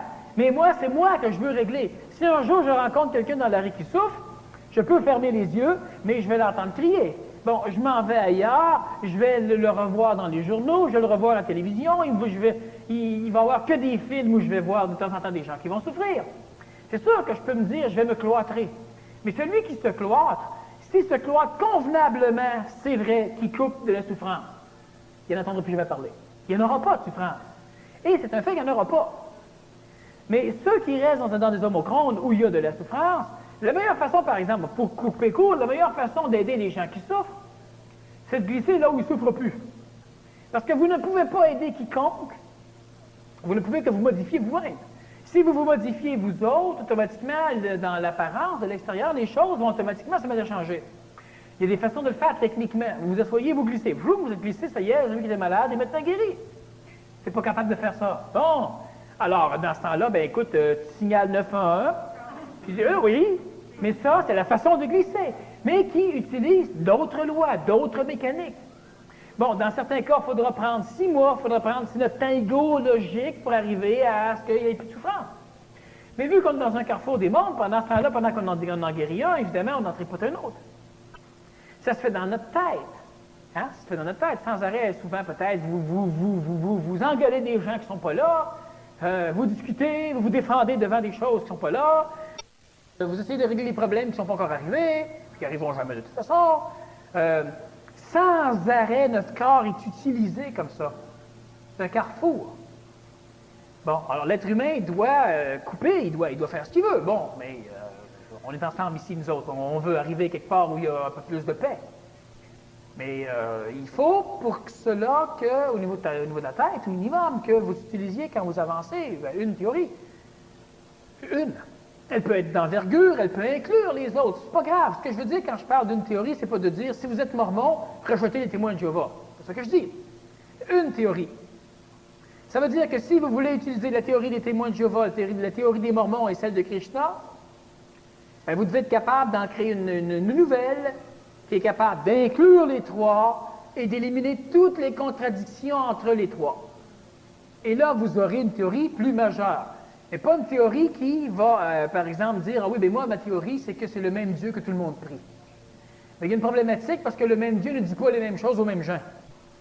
Sinon, augmente ta théorie et dit « C'est le même Dieu que les gens prient, et ce Dieu-là aime que les gens se battent. » Et là, je dis « Ah, ben, ça a de l'allure d'abord que ce soit le même Dieu. » Parce qu'effectivement, parce que Dieu dit à certains de faire ceci, puis Dieu dit à l'autre, va les convertir, puis dis-leur que s'ils n'embarquent pas, ils sont perdus.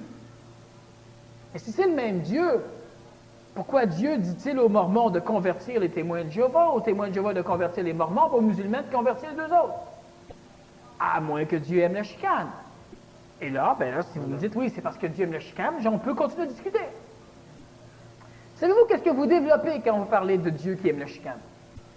C'est extrêmement important chez l'être humain, on parle de carrefour des mondes encore une fois, c'est que ce que l'être humain doit développer, on en a parlé à la dernière conférence, je crois. Je ne sais pas si on a parlé à la conférence, l'autre des chefs. Je ne sais plus. J'en ai parlé, en tout cas, dernièrement. Bon. Que l'être humain doit rechercher les questions. Il ne doit jamais se fier aux réponses. OK? Non, c'est un groupe des chefs. Oui, mais des fois, je vais dire, bon. Mais c'est un point, ce qui est fondamental L'être humain animalisé recherche des réponses. La réponse lui permet la stabilité, la stagnation. En étant stable, j'ai les réponses. Alors, du moment que l'être humain a une question, donnez-moi une réponse. Si c'est la secte de gauche, il va embarquer dans la secte de gauche. Si c'est le parti politique là-bas, il va embarquer dans le parti politique là-bas. Si c'est dans la Bhagavad Gita, il va lire la Bhagavad Gita. Si c'est dans le Talmud, il va lire le Talmud. Une réponse. Sauf que l'être qui a de l'intelligence, lui, ne recherche pas les réponses, il recherche des questions. Il est sans arrêt en train de questionner, et il n'a pas besoin de boucher les questions par les réponses. C'est extrêmement important. Pourquoi? Parce que les questions ne mentent jamais. Les réponses font partie du modèle de l'illusion. Les réponses sont toujours des... Autrement dit, la question, c'est ce que vous conscientisez d'un déplacement. Puis la réponse, c'est ce que vous conscientisez d'un arrêt. Et l'être humain, de par sa nature à vouloir survivre, à rechercher la stabilité, recherche donc l'arrêt. Alors, si l'être humain avance, évolue, si on parle de théorie, par exemple, et moi, ce que je dis, c'est ce qui est le plus important, c'est ce que vous développez quand vous dites, par exemple, oui, mais là, si Dieu, c'est le même Dieu, puis que ça, puis il y a des chicanes, comprenons. Ah, ben c'est parce que Dieu, il laisse faire l'humain. Oui, mais Dieu, il dit aux autres de convertir. Dieu, il dit à eux autres de convertir. Il faut quelque part comprendre. Alors, à un moment donné, on doit poser des questions. Le fait de poser des questions, donc de remettre en question, ce que ça fait surtout, ce n'est pas la réponse que ça donne qui est importante, c'est tout le travail qui est fait pour arriver à questionner. Ce travail-là, c'est le travail de construction. Chaque fois que vous êtes capable de travailler avec une théorie, mais de vous maintenir dans l'utilisation d'une seule théorie, elle peut en inclure plusieurs, donc elle les aura fusionnées. Il y aura une théorie. Ce que vous faites, c'est que vous développez des outils qui sont métacognitifs, des outils cérébrales, qui vont vous permettre de modifier l'ego logique, finalement de devenir des chronogrades, c'est-à-dire des voyageurs transtemporels, de devenir des êtres beaucoup plus vastes. Ce n'est pas parce que ce n'est pas la théorie qui est importante, c'est tout ce que vous avez utilisé pour la construire. Ce qui a été développé pour la construire est l'outil que nous recherchons. La théorie elle-même, on n'en a rien à foutre. Mais la théorie sert d'élément pour pouvoir maintenir. C'est des échafauds temporaires pour maintenir ce qu'on est en train de construire. Et tant qu'on est capable d'utiliser la théorie, on est capable de construire des choses. Quand la théorie ne nous permet plus de rien construire, on doit modifier des structures, donc innover, avoir une nouvelle théorie, avoir de nouveaux concepts, avoir de nouvelles visions. Pour cela, on doit créer de nouveaux mots, pour cela, on doit créer de nouvelles formes. Et on doit couper avec les vieilles formes, car les vieilles formes ne servent plus. Mais ce qui reste à l'être humain, c'est sa capacité de créativité. Et c'est ça qui est développé. Si je dis, par exemple, on utilise une seule théorie, le fait d'être capable de comprendre la théorie, de manier la théorie, fait qu'au niveau de l'être humain se développent des outils, des habiletés qui sont, elles, essentielles. Les réponses, ça ne va rien. Je vous pose une question. Répondez-moi. La réponse, je m'en fous. Mais le processus que vous avez utilisé pour créer la réponse, par exemple, lui, est un processus de construction. Ça, il nous le faut. La réponse, on n'en a rien à faire. Elle sera démentie dans 2 ans, dans 20 ans, dans 200 ans, dans 2000 ans, on va rire. Alors la réponse, on ne doit jamais se fier à une réponse. C'est ça, on s'accroche trop à la réponse. L'humain ne fait que ça, s'attacher aux réponses et fuir les questions. On en parlait un peu dans le groupe des chefs. Allez simplement à l'église poser des questions, ils vont vous mettre à la porte. Le moindre vraiment, vous allez poser des questions fabuleuses sur des choses. Moi, on me traiterait de fou, par exemple, à la télévision. Et là, je pourrais dire au nargueur, oui, mais vous vivez pourquoi? Ben, écoutez, un instant, posez-vous des questions. Ça ne vous regarde pas, ça, là? Non, mais avez-vous un but dans votre vie? Oui, j'ai un but. Ah, et quand vous allez l'avoir atteint, votre but, vous allez faire quoi? Non. Écoutez, gardez vos stupides philosophies pour vous. Je sais pas, c'est pas une philosophie, ce sont des questions. Même moi, quand je disais à des gens, non, je ne veux pas t'achaler, je ne veux pas t'attaquer, je veux juste savoir. Ah, j'ai rien à faire. Quelqu'un qui veut savoir, il n'y a rien de pire. Bon. Et pourquoi? Parce qu'il y a un processus là qui oblige les gens finalement à se réveiller. Et ça, c'est un processus qui doit être développé parmi la race humaine, finalement. Ça doit être développé, entretenu et encouragé. Quand on parle de carrefour des mondes, ben, le carrefour des mondes, c'est ça, c'est une espèce d'amoncellement, de mélange inextricable, de panoplie de phénomènes. Quel que soit celui qu'on prend, la direction qu'on va prendre, on sort du carrefour, c'est mieux d'être sorti du carrefour que d'être à l'intérieur. Et ce qui est extrêmement important, c'est quand on pose des questions, de s'amuser à répondre en utilisant les concepts que vous avez acceptés, en les purifiant, ces concepts-là, et en les ajustant. Alors, on en arrive à la question, par exemple, comment ça se fait qu'il y en a qui sont plus chanceux que moi? À partir de quelle théorie veux-tu répondre? Veux-tu qu'on réponde? C'est important de savoir. Celle de la réincarnation traditionnelle. Qu'est-ce qui te fait dire qu'ils sont plus chanceux, premièrement? Ah, ben, c'est évident, c'est la question que moi je pourrais poser. Mais là, c'est pas pire, c'est un milliard. Oui, mais c'est la question à poser. Qu'est-ce qui te fait dire qu'ils sont plus chanceux? Non, c'est facile à voir. Qu'est-ce que tu vois de leur chance? Ben, ils ont de l'argent. Oui, bon. Ça. Mais ça, c'est quand tu as de l'argent, tu es chanceux. La vie est belle. Pas nécessairement, mais ceux que je vois, tu les vois combien d'heures par année? Pour dire. Tant que tu n'as pas marché dans ses souliers pendant un petit bout de temps, c'est compliqué. Avez-vous déjà vu quelqu'un d'heureux? Vous pouvez projeter. Oui, vous pouvez dire, telle personne est heureuse. C'est parce que dans votre homochronde, vous l'autorisez à l'être. On peut dire elle a l'air heureuse, c'est tout. Oui. Mais tu peux pas. J'ai vu des gens qui, moi, avoir été à leur place, j'aurais été malheureux. Et c'est pourquoi je n'étais pas à leur place. Et là, je me demande, mais pourquoi ils s'en sortent pas? Mais sont-ils malheureux? Des figurants, c'est dans mon homochrone. Vous savez, il y a des pays où il y a beaucoup de sécheresse. Et pourquoi ils restent encore là? Ben, en tout cas, ils restent là. Mais là, ils viennent au Canada maintenant. Quelques-uns viennent au Canada. Mais ici, il y a trop d'eau. Ils se plaignent. Bon. Mais là, c'est pas ça, là, l'affaire, c'est qu'on fait venir des gens, on paye beaucoup ici, on paye, par exemple, 300 000 $400 000. Là-dessus, on prend 50 000. Là, on s'en va dans ces pays-là. Le reste, ça sert ça pour les hôtels, pour décider comment on investirait le 50 000. Là, on creuse un puits, on creuse, puis on arrive à faire sortir de l'eau. Selon la pression, selon les estimés, etc., on pense qu'on a peut-être de l'eau là. Si on utilise, par exemple, tant de litres par année, le puits est peut-être bon pour, tant de temps. Alors là, la peuplade dans la région, c'est extraordinaire, ils ont de l'eau, ils n'en ont jamais eu. Et ils sont au courant qu'il ne faut pas la gaspiller. Mais pourquoi arrive-t-il avec des grosses chaudières de métal, plus ou moins rouillées et trouées? Là, ils remplissent l'eau avec une espèce de pompe, ça gicle partout. Là, il y a au moins par gallon d'eau rempli, il y a autant de gallons d'eau de perdu. Puis là, ils mettent ça sur des bébelles, puis là, ils s'en vont chez eux. Puis quand ils arrivent dans leur village, 8 heures de marche plus loin, ils peuvent remplir un petit verre, parce que le reste est tombé en marchant. Pourquoi qu'ils n'inventent pas le couvercle? C'est des niaiseries. Pourquoi que... Ben c'est ça. Il leur manque d'eau et ils travaillent pour qu'il leur manque d'eau. Mais l'idée là-dedans, c'est que si nous autres, on se dit, oui, mais ils sont bien stupides, probablement que je vois là une partie de ma stupidité. Parce que probablement que dans ma vie, je ne règle pas plus les problèmes qui sont similaires. C'est pas un problème d'eau. Mais quand on manque d'eau ici en ville, on arrose nos gazons pareil, on lave notre auto quand même. C'est pas un gros problème. Il y a dans mon glissement homochronique, je vais là où mon égo logique m'amène, ce qui fait que ce que je constate autour de moi, quelque part, m'habite de la même façon. Ça entraîne des choses avec nous qu'on ne devrait pas, qu'on devrait couper justement ces choses. Oui, mais si tu coupes avec ces choses-là, tu vas subitement voir des gens qui vont prendre subitement conscience de l'importance de l'eau, alors qu'en même temps, toi, tu vas commencer à prendre conscience de l'importance de l'essence, ou de l'importance de l'amitié, ou de l'importance de ton linge ou de tes souliers. Tu vas commencer à consommer moins, puis subitement des gens aussi. Tu vas dire, c'est une prise de conscience planétaire. Non, si tu glisses dans ces homochrones, nous, évidemment, les gens sont plus conscients. Mais si vous êtes capable d'aborder votre vie avec une facette des choses, on ne peut pas, il faut cesser d'essayer d'établir des théories en fonction de ce que les autres vivent.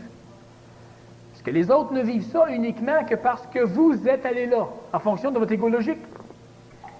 Vois-tu, c'est très important de comprendre que finalement, plus tu te modifies toi, plus tu modifies le reste du monde.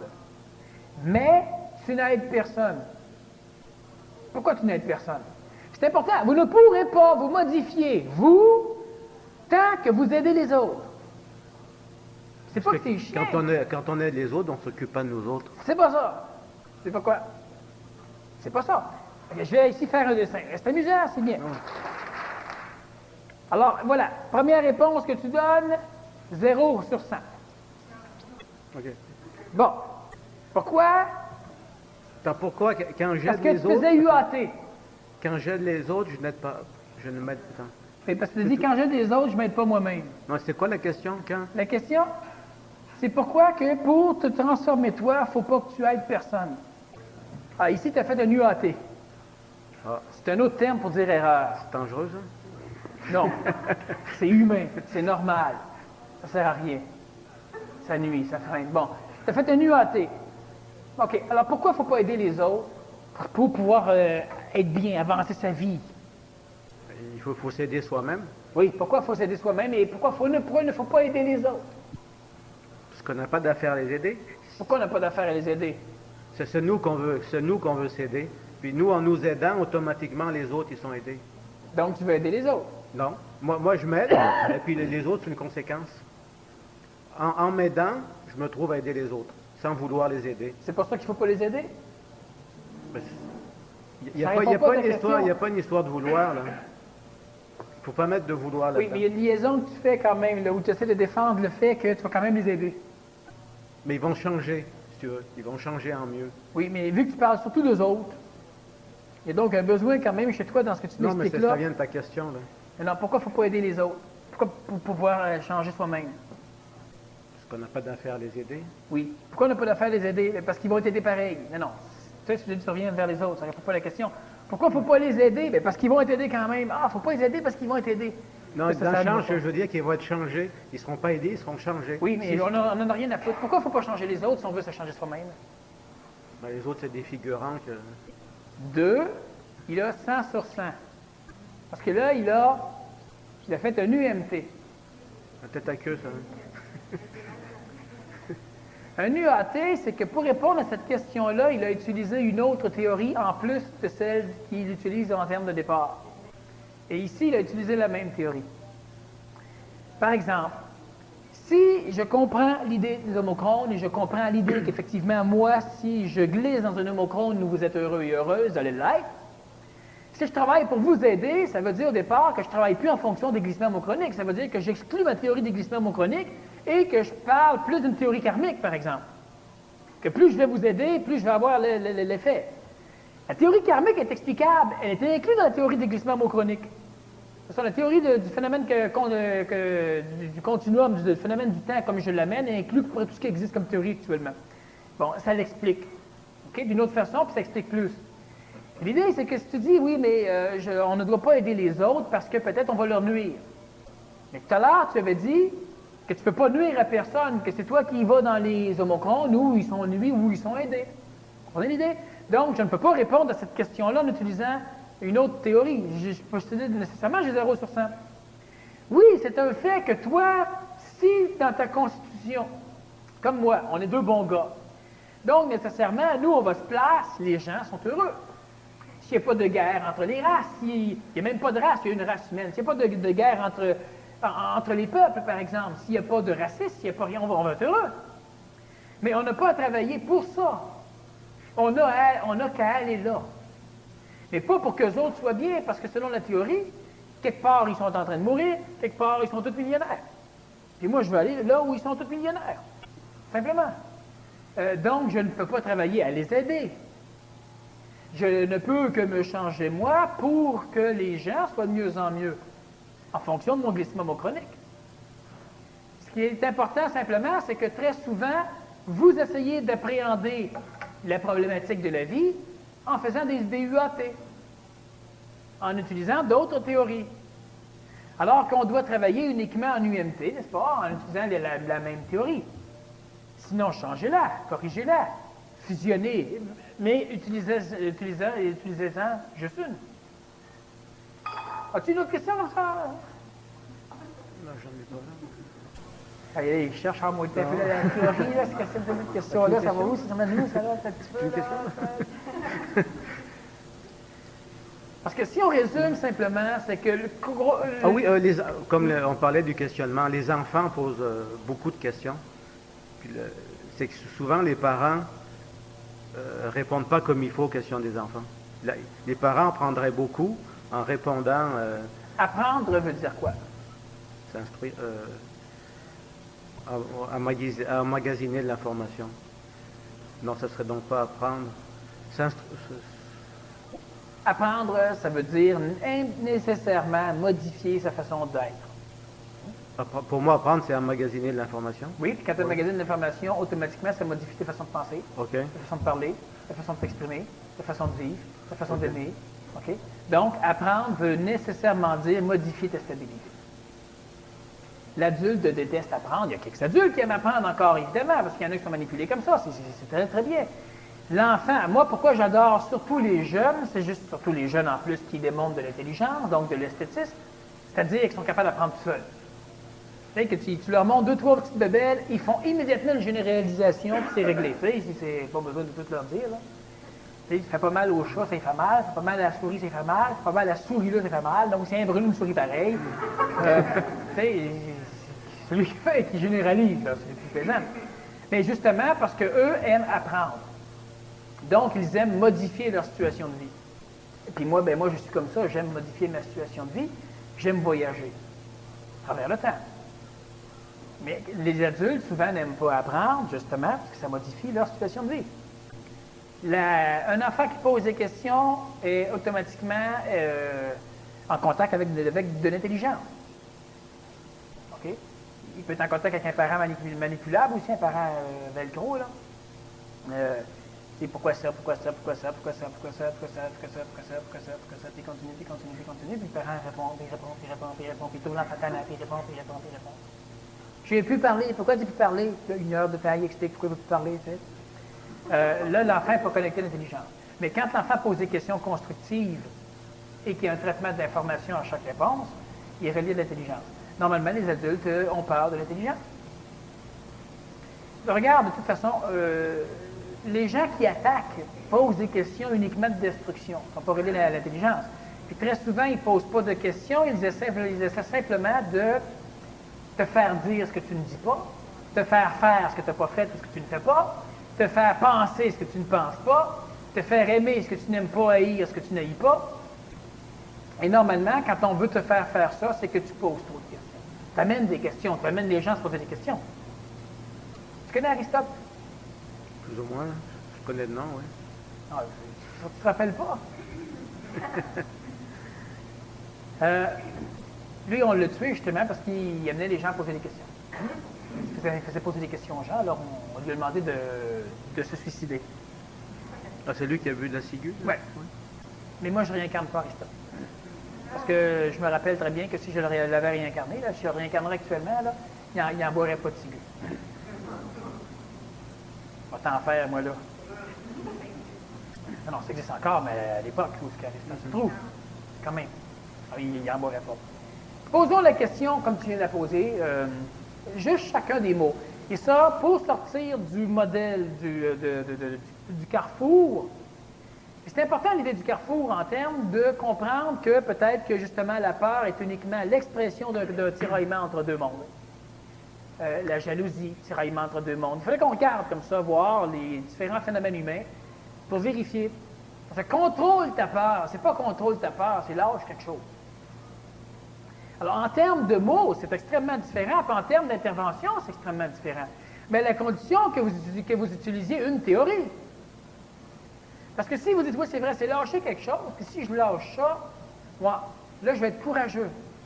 Là, tu fais de l'UAT, tu mélanges deux théories. Okay? Ce n'est pas ça.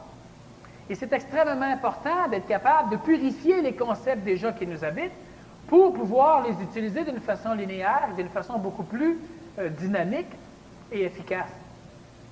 Si je dis, par exemple, rappelle-toi donc de l'époque d'Aristote, qu'est-ce que c'est se rappeler? Tu allais chercher de l'information. Où? Comment? C'est quoi? Dans mon tiroir, dans mes mémoires. S'ouvrir un tiroir puis aller chercher... Est-ce que ça t'arrive quelquefois d'aller te chercher des informations dans un tiroir, mais que tu ne pensais même pas que tu avais? C'est plus le contraire, que je cherche l'information puis je la trouve pas. Mais si le tiroir est là, comment c'est ça que tu ne la trouves pas? On dirait que ce tiroir était vidé puis... Ou qui n'est plus là. Ou qu'il est rangé ailleurs puis que je ne suis pas capable de retrouver le tiroir. Ou qui est dérangé ailleurs. Possible. Ouais. Si on prend la théorie du phénomène homochronique, à un moment donné, on va dire, se rappeler veut dire, prendre le téléphone et t'appeler, ça veut dire me mettre en contact avec quelqu'un, actuellement, dans une autre adresse temporelle. Quand je me souviens de ce que j'ai fait il y a 2 heures, c'est que je suis présentement en train de me regarder faire ces choses-là dans une adresse temporelle qui est à 2 heures de distance d'ici. Et qui est à 2 heures dans un archéochrone, c'est-à-dire qui est à 2 heures de distance dans une région d'où je viens. Un néochrone, c'est 2 heures de distance aussi dans une région où je vais. OK? Puis normalement, l'allochrone, c'est 2 heures, mais j'y vais pas, puis j'y viens pas non plus. Bon. Mais l'idée, c'est qu'à un moment donné, quand je me rappelle de quelque chose, si je utilise une théorie, pas 25, pas 2, je vais comprendre différemment, beaucoup différemment. Quand il vous arrive une crevaison ou quand le mécanicien n'a pas placé le boulon comme il faut après le pneu, là, c'est pas la faute du mécanicien. Tu avais juste à choisir un mécanicien qui vissait bien les boulons. Mais vous allez engueuler le mécanicien. On va trouver des critiques. Il y a une façon de glisser de homochrone, c'est aller voir le mécanicien puis l'engueuler, ou de changer de mécanicien les prochaines fois. Ou de ne pas faire de crevaison. De ne pas faire de crevaison. Ou de ne pas perdre de pneus. Donc, le mécanicien qui les visse ou qui les visse pas. Moi, je prenais un véhicule. Quand j'étais ambulancier, c'était à l'usage, je prenais un véhicule qui s'appelait le numéro 33. À part le fait qu'il fallait mettre à peu près 8 litres d'huile à tous les 100 km dans le moteur, et il roulait pareil, pas d'huile, parce qu'on a déjà été chez Québec comme ça, puis il a arrêté devant l'hôpital où on devait aller, puis il fallait sa classivière dans la neige jusqu'à la porte d'urgence, il avance, c'est fini. Il n'avançait plus. Mais quand on est sorti après, il a démarré, on est allé à une station-service, puis le gars, il voulait vérifier l'huile, il n'y a pas d'huile, il met il y a 1 litre, il vérifie, puis il met une autre, le gars en a mis 8. Puis il est rendu à Montréal, puis il en met 8 autres. Bon, après, moi, j'avais juste ça comme problème. Mais les autres ambulanciers qui le prenaient, ils avaient un problème, c'est que il fallait, après chaque appel, vérifier les boulons de la roue droite du véhicule parce qu'ils se défaisaient. Et ils se défaisaient, les gars avaient constaté parce qu'ils ont perdu plusieurs fois leur roue. OK? Alors, mais moi, j'ai roulé avec le véhicule, à part le moteur qui manquait toujours d'huile, je n'ai jamais perdu la roue.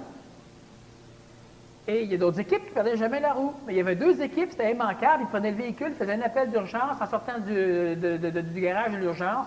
S'ils tournaient dans le mauvais sens, la roue partait. Alors, à tout bout de champ, il fallait qu'ils vérifient les noix, eux autres. Mais comment se fait-il que nous, on n'a jamais eu à vérifier les noix de la roue?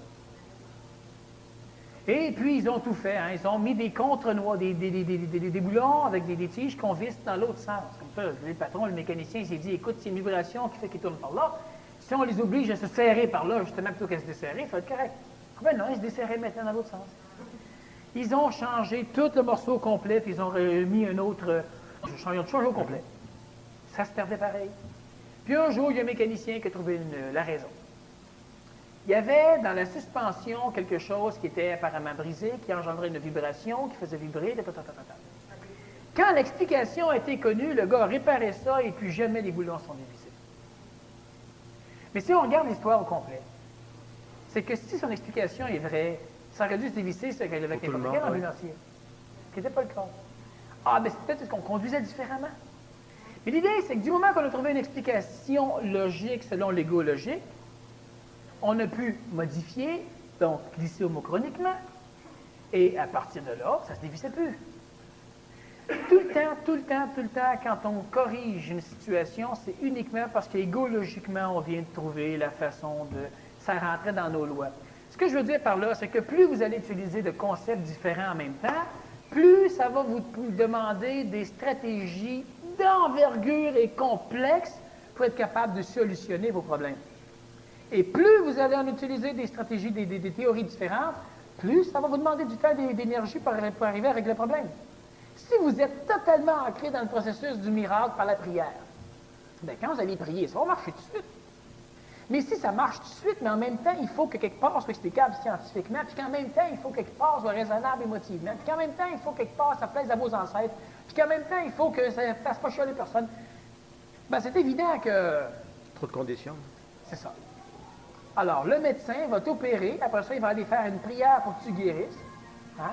Puis, tu sais, il va se passer, puis il va envoyer le clown pour te faire jouer un peu. Puis, tu sais, tout ça va faire partie de la stratégie pour améliorer le patient à guérir, pour l'amener à guérir. Alors qu'en utilisant une chose, on pourrait être plus fonctionnel. Mais pour ça, il faut apprendre à couper. Puis à couper lucidement. Hein? Vous ne pouvez pas dire, bon, OK, moi je prends le processus du miracle, que je comprends rien, là, fait que je coupe pas que le reste. Mais là, il ne reste plus rien non plus. Parce qu'il reste votre égo logique, c'est pas parce que vous dites que je coupe que c'est coupé. On doit le reprogrammer. Ah oui. Alors, c'est terminé. Prochaine conférence du mois. Et puis, en attendant, bien, bonnes vacances. Glissez aux bonnes places.